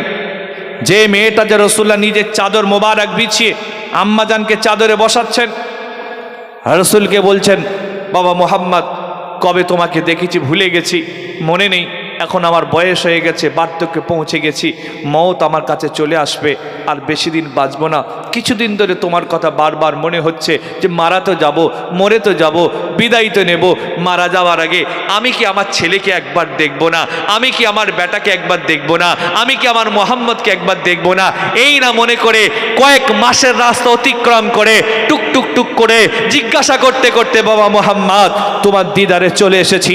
প্রিয় রসুল বললেন, আম্মা কেন এত কষ্ট করে আসার কি দরকার ছিল? একবার তো আমাকে খবর দিতে পারতেন, আপনার আসার কোনো প্রয়োজন ছিল না, আমি মুহাম্মদ নিজেই আপনার দিদারে চলে যেতাম। সাহাবারা ভাবছেন, কিন্তু প্রশ্ন করছেন না। কেন করছেন না? আদব। রসুল কথা বলছেন, আম্মাজান কথা বলছেন, দুজনের মাঝখানে কথা বলাটা বেয়াদবি। ঠিক বলছে না ভুল বলছে? আজকে আমাদের সমাজ থেকে দেখবেন আদব উঠে যাচ্ছে, আদব নেই, সব বেয়াদব তৈরি হয়ে যাচ্ছে। মসজিদের আদব আছে, মাদ্রাসার আদব আছে, রাস্তার আদব আছে, হুজুরের আদব আছে, পীরের আদব আছে। জি, মসজিদের ভেতরে আপনি কি মারামারি করতে পারবেন? গালাগালি করতে পারবেন? ঝগড়া করতে পারবেন? মসজিদের ভেতরে যখন যেতে হবে দুনিয়ার কথা বলা যাবে না, চুপ করে বসে থাকতে হবে, আল্লাহর ইবাদতের সময় কাটাতে হবে। কিন্তু প্র্যাকটিক্যালি লক্ষ্য করে দেখবেন বহু জায়গায় আছে মসজিদের ভেতরে ঝগড়া করে, আছে না? নয়, মসজিদের নামাজের শেষে মিলাদ হচ্ছে, মিলাদের মিষ্টি নিয়ে মারামারি, কি গো, ঝগড়া লেগে যাচ্ছে। রাস্তায় চলবেন, আদব আছে। রাস্তা চলার আদব কি? মাথা নিচু করে হাঁটতে হবে। হুজুরদের সামনে যাবেন, আদব আছে। পীরের আওলাদের সামনে যাবেন, আদব আছে। সৈয়দ খানদানদের সাথে যাবেন, আদব আছে। আজকে তো বাংলার আলেম ওলামারা ওয়াজ করে, কিন্তু আহলে বায়াত নিয়ে ওয়াজ করে না, আওলাদ রাসূলদের নিয়ে ওয়াজ করে না, রাসূলুল্লাহর খানদানদের নিয়ে ওয়াজ করে না। আমি জানি না কেন করে না, অথচ সহিহ হাদিসে রাসূল করিম বারবার আহলে বায়াতদের কথা বলেছেন, পাক পাঞ্জাতনের কথা বলেছেন, শানে আলীর কথা বলেছেন, ইমাম হাসানাইন কারিমাইনের কথা হাদিস পাকে বলেছেন। কিন্তু বাংলার আলেম ওলামারা এই ওয়াজ কেন করে না আমার মাথায় আসে না। আজকেই তো আমি বলছিলাম একটা ভাইকে যে ভাইজান, আল্লাহ নবী হাদিস পাকে আহলে বায়াতদের সম্পর্কে কত কথা বলে গেছেন, কিন্তু বাংলার আলেম ওলামা হুজুররা এই ওয়াজগুলো কেন করে না আমি জানি না। হুজুর কি বলেছে আপনারা অবাক হবেন। হুজুর বলেছিলেন, বাবা আমি চলে যাচ্ছি, যাবার আগে তোমাদেরকে তো দুটো জিনিস রেখে যাচ্ছি, একটা কোরআন আর একটা, সবাই মিলে বলেন, হাদিস। এটা অবশ্যই সহি, এটা অস্বীকার করা যাবে না। কিন্তু আর একটা হাদিস যে হুজুর বলেছেন, আমি চলে যাচ্ছি, যাবার আগে দুটো রেখে গেলাম, একটা হচ্ছে কোরআন আর একটা ওয়াইতরাতি, আমার আহাল, আমার খানদান, আমার নাসাল, আমার আওলাদদের রেখে যাচ্ছি। এই দুটো হাদিস এক করলে আমরা বুঝতে পারি নবী আমাদের কাছে রেখে গেছেন তিনটে, একটা কোরআন পাক, একটা হাদিস পাক, আর একটা আহলে বায়াত পাককে রেখে গেছে। এই ওয়াজগুলো কারা করবে? আপনি কোরআন খোলেন, সূরা সূরাত আল্লাহ কি বলে? আল্লাহ বলেছেন, হাবিব আপনি বলে দেন, আমি আল্লাহ বলছি আপনি বলে দেন, কুল বলে দিন, লা আসআলুকুম আলাইহি আজরান ইল্লাল মাওয়াদ্দাতা ফিল কুরবা। আমি যে ইসলাম প্রচার করলাম, দিন প্রচার করলাম, কোরআন প্রচার করলাম, শরীয়ত প্রচার করলাম, এর বিনিময়ে আমি তোমাদের থেকে কোনো পারিশ্রমিক চাই না, টাকা পয়সা চাই না, অর্থ চাই না, উজরত চাই না। কি চাই? ইল্লাল মাওয়াদ্দাতা ফিল কুরবা। আমি চাই আমার উম্মত যেন আমার আহলে বায়াতদের সাথে সম্পর্ক রাখে। আর আওয়াজটা জোরে হবে। এটা আমার কথা নয়, কোরআনের কথা। আল্লাহ বলছে, হাবিব বলে দেন, হাবিব আপনি বলে দেন, আপনার উম্মতদের বলে দেন, আমি মুহাম্মদ রাসূল ইসলাম প্রচার করেছি, দিন প্রচার করেছি, কোরআন প্রচার করেছি, শরীয়তকে প্রচার করেছি। ইসলাম প্রচার করতে গিয়ে বদরে মার খেলাম, ওহদে মার খেলাম, তায়েফে মার খেলাম, সাহাবারা জীবন দিয়ে দিয়েছে। এর বিনিময়ে আমার উম্মতের থেকে টাকাও চাই না, পয়সাও চাই না, অর্থও চাই না, উজরাতও চাই না। কি চাই? আমি চাই আমার উম্মত যেন আমার আহলে বায়াতদের সাথে সম্পর্ক রাখে। এই হাদিসগুলো কারা ওয়াজ করবে? এই হাদিসের বক্তা এখন খুঁজে পাওয়া যায় না, জানে হুজুরগুলো ওয়াজ করে না। আজকেই আমি বলছিলাম, এটা ডাক্তার সাহেব আছে, উনি ছিলেন যখন আমি কথাগুলো বলি যে আহলে বায়াতদের সম্পর্কে এখন আমাদের বাংলার আলেমুলা, বিশেষ করে সিলসিলে ফুরফুরা শরীফে আলেমুলামারা আহলে বায়াতদের নিয়ে ওয়াজ করে না, এগুলো আমাদেরকে করতে হবে। শুনছেন তো নাকি? আল্লাহ নবী আহলে বায়াত সম্পর্কে কত কথা বলে গেছেন জানেন? হুজুর বলেছেন আহলে বায়াতরা হচ্ছে নূহ নবীর কিস্তির মতো। সুবহানাল্লাহ বলবেন না? সেই নূহ নবীর জামানায় তুফান হয়েছে, সেই তুফানে কিস্তিতে যারা উঠেছে নাজাত পেয়েছে। আহলে বায়াতের নৌকায় যারা উঠবে, আমি রাসূল বলছি ইনশাআল্লাহ তারাও নাজাত পেয়ে যাবে। এই হাদিসগুলো কারা ওয়াজ করবে? বুঝলেন? আজকে আমি অন্য বিষয়ে আলোচনা করছি, আল্লাহ যদি কখনো নসিবে আনে আমি আহলে বায়াতের উপর ওয়াজ করবো ইনশাআল্লাহ। আল্লাহ কবুল করেছেন, আহলে বায়াতদের বিশাল মাকামে হাদিসে আছে। হুজুর বলেছিলেন আহলে বায়াত সম্পর্কে, আহলে বায়াত কারা? হাসান, হোসাইন, আলী, ফাতেমা। শুনছেন না নাকি? নবী স্ত্রীরাও আহলে বায়াতের ভেতরে, কিন্তু আলী, হাসান, হোসাইন, আম্মাজান ফাতেমা, এই মনে রাখতে হবে। এই যে পাক পাঞ্জাতান রাসূল করিম, হাসান, হোসাইন, আলী, আম্মাজান ফাতেমা, এই পাঁচজন, এই সম্পর্ক রাখতে হবে আমাদের। আল্লাহ কবুল করে, বলেন আল্লাহুম্মা আমিন। তা প্রিয় রাসূল সাল্লাল্লাহু আলাইহি সাল্লাম দাঁড়িয়ে আছেন, আম্মাজান বসে আছেন, সাহাবারা কেউ কথা বলছেন আদবের বেখেলাফ। আল্লাহ রসুল আম্মাজানকে বলছেন, আপনি তো একবার আমাকে বলতে পারতেন। আম্মাজান এরই মাঝখানে কথা বলতে বলতে রসুল করিমের চেহারাতে হাত দিচ্ছেন, দাড়ি মোবারকে হাত দিচ্ছেন, জিসিম মোবারকে হাত দিচ্ছেন, রসুল করিমের শরীরে হাত বুলাচ্ছেন। সাহাবার অবাক হয়ে যাচ্ছে, এই বুড়িটাকে, এই বয়োজ্যেষ্ঠ মহিলাটাকে, এ কে? এত পার তার, এত ক্ষমতা তার, এত মাকাম তার, হুজুরের দাড়িতে হাত দেওয়ার ক্ষমতা রাখে, জিসিমে হাত দেওয়ার ক্ষমতা রাখে, চেহারা আতহার ক্ষমতা, হাত দেওয়ার ক্ষমতা রাখে। কে হতে পারে প্রশ্ন করছে, কে হতে পারে ভাবছেন, আর রসুল দিকে তাকাচ্ছেন, আম্মাজানের দিকে তাকাচ্ছেন। আম্মাজান হুজুরের চেহারা শরীরে হাত বুলাচ্ছে, আর আম্মার দুটো চোখ দিয়ে টপ টপ করে পানি গড়াচ্ছে, কাঁদছেন। আম্মাজান কাঁদছেন, আম্মাজানের কান্না দেখে রসুল করিমও কাঁদছেন। আম্মাজান নবীর চেহারায় হাত বুলাচ্ছে, দাঁড়িতে হাত বুলাচ্ছেন, মুখ মোবারকে হাত বুলাচ্ছে, জিসিম মোবারকে হাত বুলিয়ে বলছে, ও বাবা মুহাম্মদ, কবে তোমাকে দেখেছিলাম, কি না কষ্ট তুমি পেয়েছো। ও বাবা মুহাম্মদ, মক্কার লোক তোমাকে কত না কষ্ট তারা দিয়েছে। মক্কার লোক তোমাকে পাগল বলেছে, ভণ্ড বলেছে, মিথ্যুক বলেছে, কাযযাব বলেছে, থুতু দিয়েছে, ঢিলা মেরেছে। আপনারা জানা আছে মক্কার লোক আমার নবীর চলা রাস্তায় কাঁটা বিছিয়ে দিয়েছে, আমার নবীর চলা রাস্তাতে ও প্রত্যেকে নোংরা মাথায় ফেলে দিয়েছে। মক্কার লোক আমার নবীকে তায়েফে পাঠিয়ে দিয়েছিল, কি মান না তারা রাসূলুল্লাহকে মেরে কষ্ট দিয়েছে। মক্কার লোক আমার নবীকে মক্কা থেকে রাতের বেলা মদিনায় তাড়িয়ে দিয়েছে। মদিনায় তাড়িয়ে দিয়ে মক্কায় আমার নবীর ঘরকে, বাড়িকে, জায়গাকে, জমিকে সব তারা দখল করে নিয়েছে। আম্মা জান বলে, বাবা মুহাম্মদ, তোমার জায়গা জমি সম্পত্তি সব দখল করে নিয়েছিল, সব আমি শুনেছিলাম, কিন্তু তোমার সাথে আমার দিদারটা হয় নাই। প্রশ্ন করছি আপনাদের, আল্লাহ নবী যখন রাতের বেলা মক্কা থেকে মদিনাতে চলে এলেন, মক্কা শরীফ আমার রাসূল করিমের ঘর বাড়ি ছিল না? ছিল না? এর জোরে বলতে হবে। আমার 10 মিনিট টাইম আছে, সারা দিয়ে বলেন না ছিল না? ছিল না? হুজুর পাক সাল্লাল্লাহু আলাইহি ওয়াসাল্লামের ঘর বাড়ি ছিল। তা রাসূল করিম যখন মক্কা থেকে মদিনাতে চলে এলেন, এই নবীর ঘর বাড়িগুলো কি হয়েছিল জানেন? নবীর ঘর বাড়ি, জায়গা জমি কি হয়েছিল বলতে পারবেন? নবীর চাচতো ভাইরা দখল করেছিল। কারা করেছিল? জোরে বলতে হবে। নবীর চাচতো ভাইরা দখল করেছিল রাসূলুল্লাহর ঘর বাড়িকে। আল্লাহর নবীর 10টা না 11টা চাচা ছিলেন। এই 10-11টা চাচার ভেতরে কোনো একটা চাচার ছেলে পুলেরা হুজুরের ঘরকে, বাড়িকে, জায়গাকে, জমিকে সব দখল করে নিয়েছে তারা। রাসূল যখন মক্কা জয় করলেন 8 হিজরিতে, আল্লাহ আমার নবীকে কাবা বানালেন। আল্লাহ আমার নবীর হাতে মক্কার পাওয়ার তুলে দিলেন। আল্লাহ আমার নবীর হাতে কাবার চাবি তুলে দিলেন। হুজুর সেদিন মক্কার সরজমিনে দাঁড়িয়ে রয়েছেন, খানে কাবার মাতাফে দাঁড়িয়ে রয়েছেন। নবীর চাচতো ভাইরা হুজুরের সামনেতে দাঁড়িয়ে রয়েছেন। রাসূলুল্লাহ তাকিয়ে বলছেন, কিরে তুই আমার জমিটা নিয়ে নিলি, তুই আমার ঘরটা দখল করলি, তুই আমার ওইটা নিলি, সব মাথা নিচু করে আছে। হুজুর সেদিন বলেছিলেন, যাও, আমি আব্দুল্লাহর বেটা মুহাম্মদ রাসূল বলছি, কোনো বদলা নেবো না, প্রতিশোধ নেবো না। যাও তোমাদেরকে ক্ষমা করে দিলাম, আর যে যে সম্পত্তিটা দখল করেছো সেই সেই সম্পত্তির মালিক আমি তোমাকে বানিয়ে দিলাম। জোরে বলতে পারলেন না? যেই রসুল করিম কথাটা বলেছেন, নবীর চাস্তো ভাইরা কাঁদতে শুরু করে দিয়েছে, হাও হাও করে কাঁদছে। রসুলের হাতে হাত দিয়ে বলছে, মোহাম্মদ বহু কষ্ট দিয়েছি, বহু দুঃখ দিয়েছি, বহু আঘাত করেছি, বহু তাকলিফ করেছি, বহু খারাপ ব্যবহার তোমার সাথে করেছি। আজ এই কাবায় দাঁড়িয়ে বলছি আমাদেরকে ক্ষমা করে দাও, আর আমরা সকলে তোমাকে আল্লাহ রসুল বলে কবুল করে নিলাম। এই মক্কা শরীফ হুজুরের কাছে এই কাবার চাবি, হুজুর এই মক্কার পিরিয়ডে কাবার চাবি যার কাছে ছিল, হুজুর একদিন তার কাছে গেলেন। হুজুর তখন মক্কায় থাকতেন, তখন মদিনায় যাননি। খানায় কাবার চাবি যার কন্ট্রোলে থাকতো, চাবির জিম্মাদার যিনি ছিলেন, চাবির দায়িত্বশীল যিনি ছিলেন, তাকে গিয়ে বললেন, ভাই কাবার চাবিটা একটু দাও না। নাম হচ্ছে ওসমান বিন তালহা রাদিয়াল্লাহু তাআলা আনহু, পরে ইসলাম কবুল করেছিলেন। হুজুর তাকে বললে, ওসমান একটু কাবার চাবিটা দেবে, আমার দিল চাইছে আল্লাহর কাবায় যাব। ওসমান বিন তালহা নবীকে কাবার চাবি দেয়নি, উল্টে রসুলকে ছোট বড় কথা বলেছে, বাজে কথা বলেছে, নোংরা কথা বলেছে।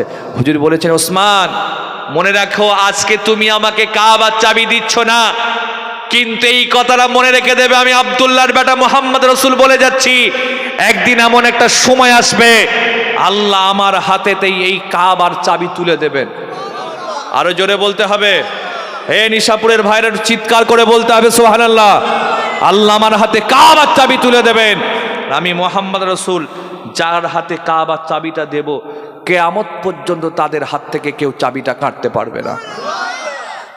তখন নবীকে এই ওসমান বিন তালহা ছোট বড় কথা বলেছিল, যার চাচা যার বিরুদ্ধে, চাচতো ভাইরা যার বিরুদ্ধে, খানদানের লোক যার বিরুদ্ধে, মক্কার বড় বড় লিডাররা যার বিরুদ্ধে, সে আবার কাবার চাবির মালিক হবে, থাকার জায়গা নেই।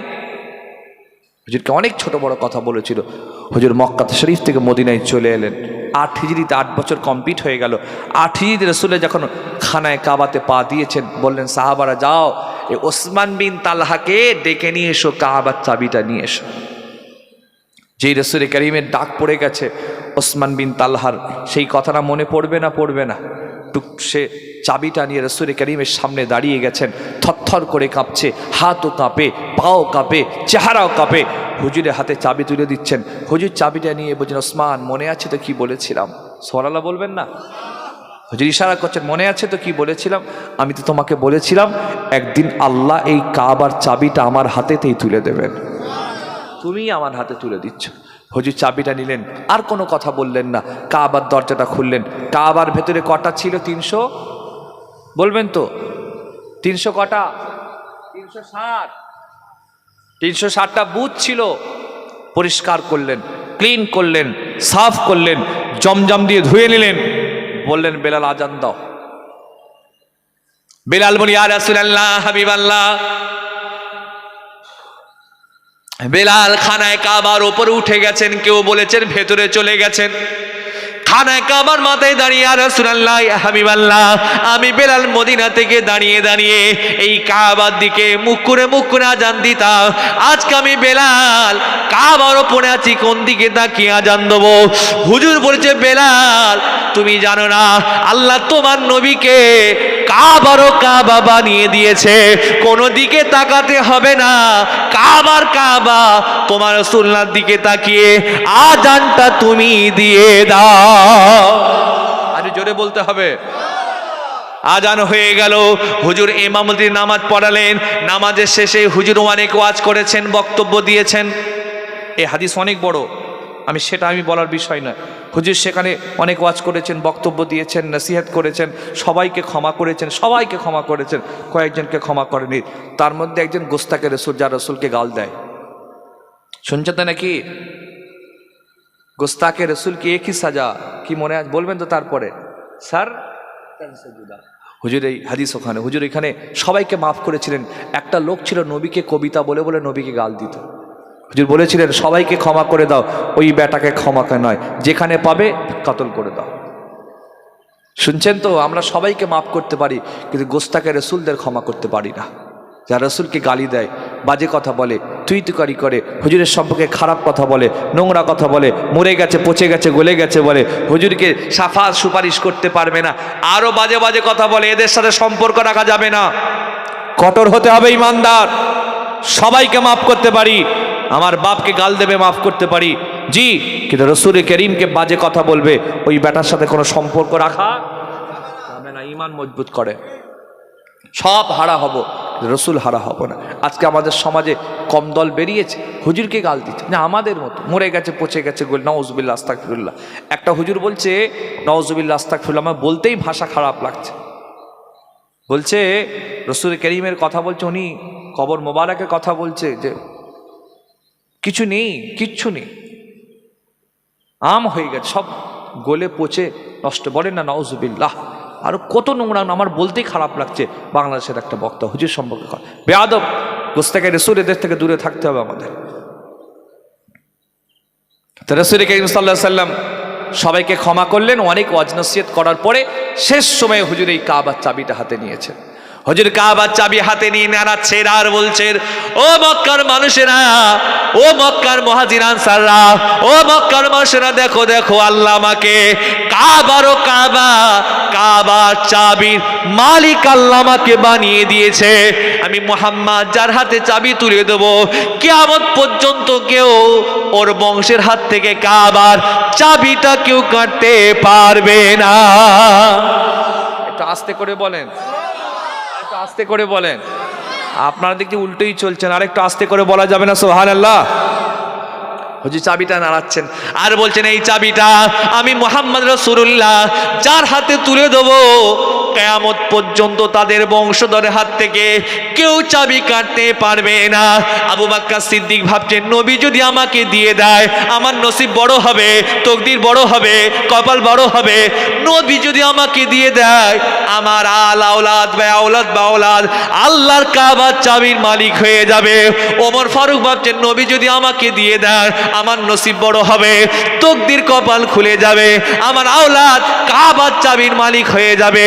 ওসমান গনি ভাবছেন, হযরত আলী ভাবছেন, রসুল যদি আমাকে কাবার চাবিটা দিয়ে দেয় আমার নসিব বড় হবে, তকদির বড় হবে, আমার হাসান হুসাইন কাবার চাবির মালিকটা হয়ে যাবে। কিন্তু নবী কাবার চাবিটা আবু বকরকেও দিলেন না, ওসমানকেও দিলেন না, আলীকেও দিলেন না, বেলালকেও দিলেন না, কোন সাহাবাকে দিলেন না। ওই যার হাতে এতদিন কাবার চাবি ছিল ওসমান বিন তালহাকে রাখছে। এই ওসমান বিন তালহা, এদিকে এসো, এদিকে এসো, আমি মুহাম্মদ তোমাকে আবার কাবার চাবিটা তোমাকেই দিয়ে দিলাম। যেই রাসূলুল্লাহ তাকে ডেকে আবার কাবার চাবিটা তুলে দিয়েছেন, সে তো পুরো হ্যাং টাইপের হয়ে গেছে, অবাক হয়ে গেছে, হাও হাও করে কাঁদছে, দেওয়ানা হয়ে যাচ্ছে, রাসূলুল্লাহর মহব্বতে কাঁদতে শুরু করেছে। হুজুরের মহব্বত তার অন্তর থেকে ফেটে পড়ছে, পাগলা হয়ে যাচ্ছে, কাঁদছে। ও মুহাম্মদ, কি তুমি বললে, তুমি কি কথা বললে? ও মুহাম্মদ, আমি এখানে আসার আগে আমার স্ত্রীকে বলে এসেছিলাম আর হয়তো তোমার সাথে আমার দেখা হবে না। আমার বাপের থেকে বিদায় নিয়েছি, মায়ের থেকে বিদায় নিয়েছি, স্ত্রীর থেকে বিদায় নিয়েছি, পরিবারের থেকে বিদায় নিয়ে চলে এসেছি। তাদেরকে বলেছিলাম আর হয়তো দেখা হবে না, জীবনের শেষ দেখা। মুহাম্মদ আমাকে সে আর বাঁচাবে না, সে আমাকে আর জিন্দা রাখবে না। না মুহাম্মদ, তুমি আমাকে শুধু ক্ষমা করেছো তা নয়, আবার ঘুরিয়ে কাবার চাবিটা আমাকেও দিয়ে দিয়েছো। না দেরি করলাম না, তোমাকে আল্লাহর নবী বলে মেনে নিলাম। সঙ্গে সঙ্গে ওসমান বিন তালহা হুজুরের হাতে হাত দিয়ে তওবা পড়ে কলমা পড়ে ইসলাম এনে কবুল হয়ে মুসলমান হয়েছিলেন। ওই যে ওসমান বিন তালহা হাতে রাসূলুল্লাহ চাবি তুলে দিয়েছেন, আজও পর্যন্ত ওনাদেরই খানদানের সবথেকে বয়োজ্যেষ্ঠ যিনি, তার হাতেতেই আল্লাহর কাবার চাবিটা রাখা আছে। জোরে বলা যাবে না? আপনারা ইউটিউবে ভিডিওতে দেখবেন, যখন কাবা শরীফ খোলা হয় একটা বুড়ো মতো লোক এসে কাবার চাবি খোলে।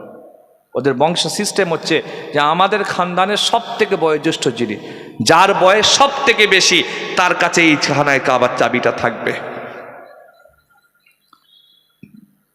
ভাইরা আমার, আম্মা জান বলতে লাগলেন, বাবা মোহাম্মদ। হুজুর আম্মা জান এই পুরাতন কথাগুলো তুলে বলছে, ও মোহাম্মদ, মক্কার লোক তোমার ঘরকে জায়গাকে সব দখল করেছে, মক্কার লোক তোমাকে মক্কা থেকে মদিনায় পাঠিয়ে দিয়েছে, তোমার বিরুদ্ধে বদরে দাঁড়িয়ে গিয়েছে, ওহদে দাঁড়িয়ে গিয়েছে, দান্দার শহীদ করেছে, কপাল ফাটিয়ে দিয়েছে, সব আমি শুনেছিলাম, কিন্তু তোমার সাথে আমার দিদারটা করা হয় না। এই বেশ কিছুদিন ধরে তোমার কথা বারবার মনে হচ্ছিল, সেই জন্য তোমার দিদারে চলে এলাম। ও মুহাম্মদ, তোমাকে দেখে আমার দিল ভরে গেছে, অন্তর ভরে গেছে, আমার মনটা খুশি হয়ে গেছে, আনন্দিত হয়ে গিয়েছি। যে জন্য এসেছিলাম সেটা আমার পূরণ হয়ে গেছে। বাবা মুহাম্মদ, এবার তুমি আমাকে বিদায় দাও, চলে যেতে চাই, বাড়ি যেতে চাই, বিদায় তুমি আমাকে দিয়ে দাও। রাসূল বলেন, না আম্মা, বিদায় আপনাকে দেব না, আপনার মনটা খুশি হয়ে গেছে, আপনি কি চান না আপনার ছেলে খুশি হোক? হ্যাঁ চাই, আমার ছেলে খুশি হোক। আম্মা, আপনার ছেলে তখনই খুশি হবে যখন আপনি আপনার ছেলেকে আল্লাহর নবী বলে মেনে নেবেন। আম্মা সেই সময় বলেছে, মুহাম্মদ যাও মুহাম্মদ, আর দেরি করলাম না, আমি আল্লাহকে আল্লাহ বলে মেনে নিয়ে তোমাকে আল্লাহর নবী বলে মেনে নিলাম। একটু মহব্বতে বলবেন না? ছেলেগুলো একটু জোরে বলা যাবে না সুবহানাল্লাহ? এই তাকবীরের ধ্বনি দেওয়া যাবে না? নারায়ে তাকবীর। যেই রাসূল করিম হাতে হাত দিয়ে আম্মাজান তওবা পড়ে কলমা পড়ে ইসলাম কবুল করলেন, সাহাবারা অবাক হয়ে ভাবছেন, এই মহিলাটা কে হতে পারে যিনি এতদিন আমার রসুলকে রসুল বলে মানেননি, ইমান আনেননি, কলমা পড়েননি, ইসলাম কবুল করেননি।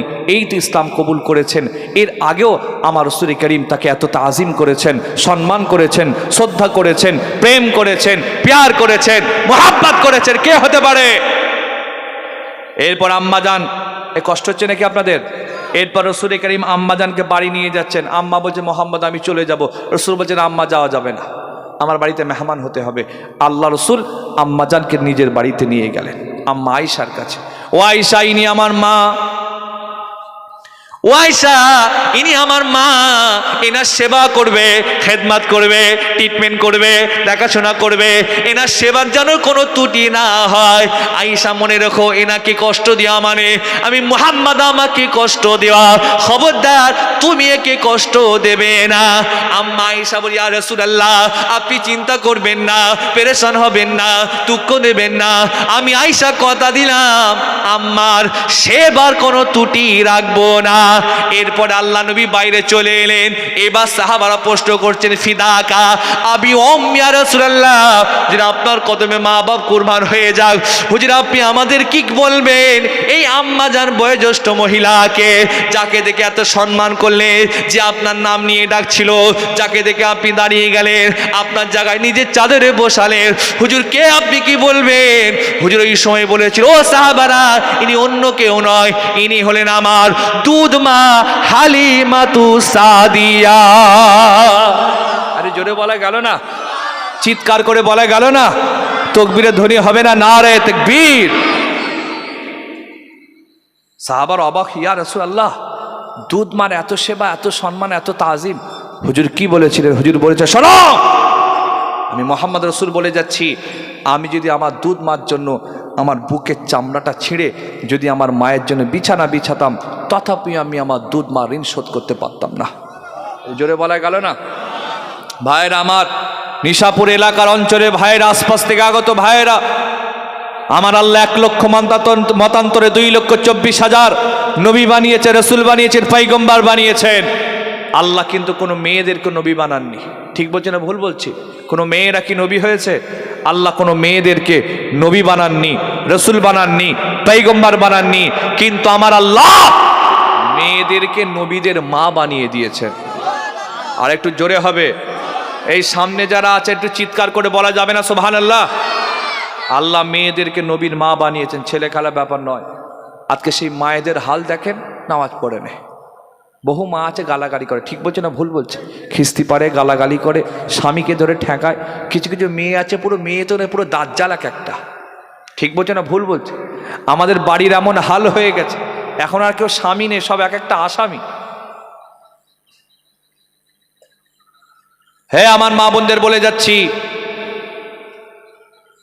আপনারা নবীদের মায়ের জাত পরিবর্তন হন, নিজেকে চেঞ্জ করেন। বড় পীর সাহেব আব্দুল কাদের জিলানীর আম্মাজান কেমন ছিলেন ভুলে গেছেন? বড় পীর সাহেবের ঘটনা আপনাদের জানা। বড় পীর সাহেব রহমাতুল্লাহ আব্বাজান, তাই তো নাকি গো? আবু সালে মুসা জঙ্গি রহমাতুল্লাহ নদীর পাশ দিয়ে যাচ্ছেন, একটা ফল খেয়ে দিয়েছে। ওরম তো কত খায়। ওনার মনে হলো ফলের গাছটা কার গাছের মালিক, আমি খেয়ে ফেললাম। উনি খুঁজে খুঁজে তার কাছে গেছে। বড় পীর সাহেবের নানা বললেন, ঠিক আছে, কি ব্যাপার, কেন এসেছো? আপনার গাছের ফল আমি না বলে খেয়েছি, ক্ষমা করে দেন। ক্ষমা চাইতে পারি, পানি তোলো গাছে।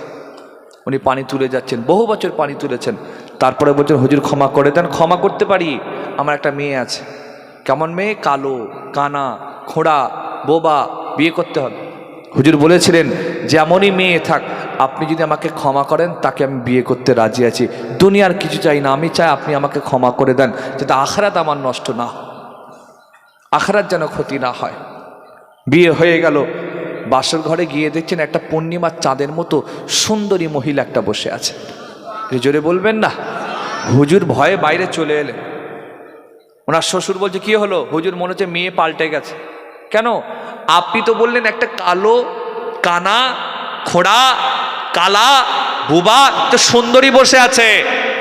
বড় পীর সাহেব কেবলা রহমাতুল্লাহ নানা বলেছিলেন, শোনো, এই জন্য আমার মেয়েকে কানা বলেছিলাম, আমার মেয়ে দুটো চোখ দিয়ে হারাম জিনিস দেখেনি। কালা বলেছিলাম, হারাম কথা শোনেনি। বোবা বলেছিলাম, হারাম কথা বলেনি। খোঁড়া বলেছিলাম, হারাম পথে পা বাড়ায়নি। এরকম মা ছিলেন বলেই তো আল্লাহ তার গর্ব থেকে বড় পীর আব্দুল কাদেরকে বানিয়ে দিয়েছে। আর আজকে আমাদের মায়েদের হাল দেখেন, পেটে সন্তান নিয়ে সিনেমা দেখছে। কি ঠিক বলছি নাকি? পেটে বাচ্চা নিয়ে নাচ দেখছে, গান দেখছে, টিকটক দেখছে, রিলস দেখছে, সিনেমা দেখছে, নাটক দেখছে, থিয়েটার দিচ্ছে। আরে বাবা, মেলায় ঘুরে বেড়াচ্ছে। ও আল্লাহর ওলি হবে? আপনি যদি চান আপনার ছেলে মেয়ে আল্লাহর ওলি হোক, তাহলে আপনার গর্ভে যখন সন্তান আসবে, আপনার নামাজ বাড়বে, দোয়া বাড়বে, কান্না বাড়বে, মোনাজাত বাড়বে, ফরিয়াদ বাড়বে। আল্লাহকে বলতে হবে, আল্লাহ, গর্ভের সন্তান আপনি দিয়েছেন, ছেলে দিলেও আপনি দেবেন, মেয়ে দিলেও আপনি দেবেন, তবে আল্লাহ সুস্থ দেন। ঠিক বলছে না ভুল বলছি? নিখুঁত দেন। এমন বাচ্চা আল্লাহ দিলেন যাকে নিয়ে আপনি পেরেশান, হসপিটাল, নার্সিং, পাগলা হয়ে যাচ্ছে। এরকম হয় না, হয় না। চাইতে হবে তো দোয়া, আল্লাহ আপনি সুস্থ একটা সবল নিখুঁত বাচ্চা দেবেন। আল্লাহ যে সন্তান আপনি দিয়েছেন, একে নামাজি করবেন, দিনদার করবেন, আল্লাহওয়ালা করবেন, মুত্তাকি করবেন, পরহেজগার করবেন, চরিত্রবান করবেন, আল্লাহর ওলি করবেন। এরকম গর্বে সন্তান থাকবে, আমাদের মায়েদের দোয়া বাড়বে, কান্না বাড়বে, মোনাজাত বাড়বে, নামাজ বাড়বে, কোরআন তেলাওয়াত বাড়বে, তবেই তো আল্লাহর ওলি হবে। ওরা তো সিনেমা দেখছে। কি রাগ করছে নাকি কথাগুলো? যে গাঁজা খাচ্ছে? হ্যাঁ, গাঁজা। ও দেখছেন তো, ঠিকই বলছে। দোয়া ফোয়া যদি না চায়, ঠিকই বলছে, গাঁজা খোর হবে। আল্লাহ মাফ করো। কি শেষ করব, বিদায় নেব আপনাদের খেদমত থেকে। বলতে বলতে মাশাল্লাহ করে আল্লাহু আকবার, আমার তো হয়েই গেছে। এতক্ষণ আপনাদের সামনে কথা বলেছি। কি আপনারা আমার কথায় রাগ করলেন নাকি? আপনারা কেউ কষ্ট পেয়েছেন আমার কথায়, আমার ভাষায়? আপনারা কেউ কষ্ট পেয়েছেন? আমাকে ক্ষমা করবেন। প্রিয় ভাইয়ের আমার, বায়েজিদ বোস্তামির নাম শুনেছেন? এ লোক আল্লাহর ওলি হয়েছে কি করে? বায়েজিদ বোস্তামি রহমাতুল্লাহ একটা ঘরে ঘুমাচ্ছেন, ওনার মা অন্য ঘরে ঘুমাচ্ছে। বয়স হয়ে গেছে, বুড়ি মানুষ, অসুস্থ লোক। আর যাদের বয়স্ক মানুষদের দেখবেন রাতের বেলা ঘুম কম হয়, কাশি বেশি হয়। ঠিক বলছে না ভুল বলছি? কি চাচারা বলবেন তো? রাতের বেলা ঘুম কম, কাশি বেশি। ওনার আম্মার বয়স হয়ে গেছে, মুরব্বী মানুষ, বুড়ি হয়ে গেছে, শরীরটা খারাপ। পাশের ঘরে ঘুমাতে ঘুমাতে রাতের বেলা কাশতে কাশতে ঘুম ভেঙে গেছে। চিল্লাচ্ছে, বায়েজিদ, বায়েজিদ, একটু পানি নিয়ে আয়। এ তো পাশের ঘরে ঘুমোচ্ছে, বাচ্চা নিয়ে, পরিবার নিয়ে, সংসার নিয়ে ঘুমাচ্ছেন। মা চিল্লাচ্ছে। হঠাৎ করে মায়ের ডাক কানে পড়ে গেছে। তাড়াতাড়ি ঘুম থেকে উঠে তাড়াতাড়ি করে রেডি হয়ে পানিটা যখন নিয়ে মায়ের কাছে গেলেন, দেখছেন মা আবার ঘুমিয়ে গেছে।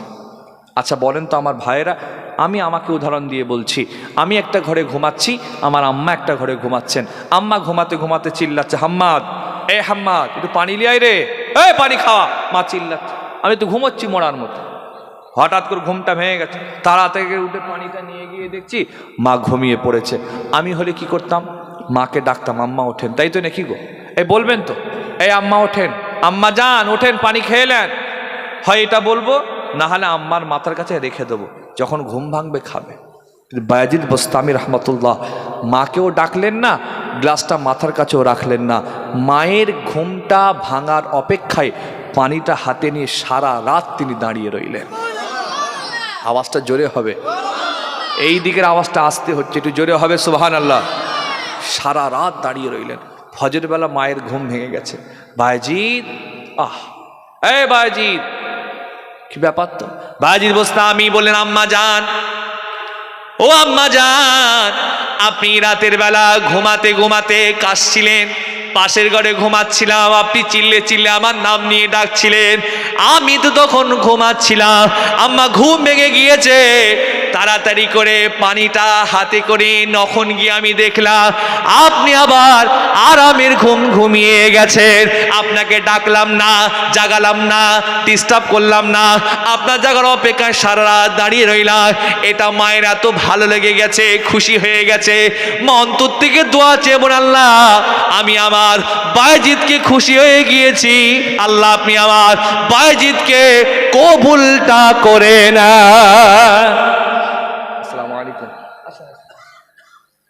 দেখছেন তো, ওই যে মা দোয়া করেছিলেন, আল্লাহ এমন কবুল করেছেন। বায়াজিদ বোস্তামির আম্মার দোয়া কবুল করে বায়াজিদকে আমার আল্লাহ ওলি বলে কবুল করে দিয়েছেন। এই জোরে বলতে হবে সুবহানাল্লাহ, আর এটা আওয়াজ করে বলতে হবে সুবহানাল্লাহ। সংক্ষেপ করছি, আমার শ্রদ্ধেয় চাচাজি, বিশিষ্ট আলেমে দিন, আপনারা সকলেই চেনেন, নতুন করে পরিচয় দেবার কিছু নেই। আপনাদের খেদমতে ওয়াজ নসিহত করবেন। আমি গুনাহগার লোক, হ্যাঁ ছোটোখাটো মানুষ, আপনাদের দরবারে ফুরফরশিদ থেকে পীরের আওলাদ এসেছি, এতক্ষণ আপনাদের সামনে কথা বলেছি। আমার কথায় কেউ কষ্ট পেয়েছেন আপনারা? রাগ করেছেন নাকি? আমার কথাই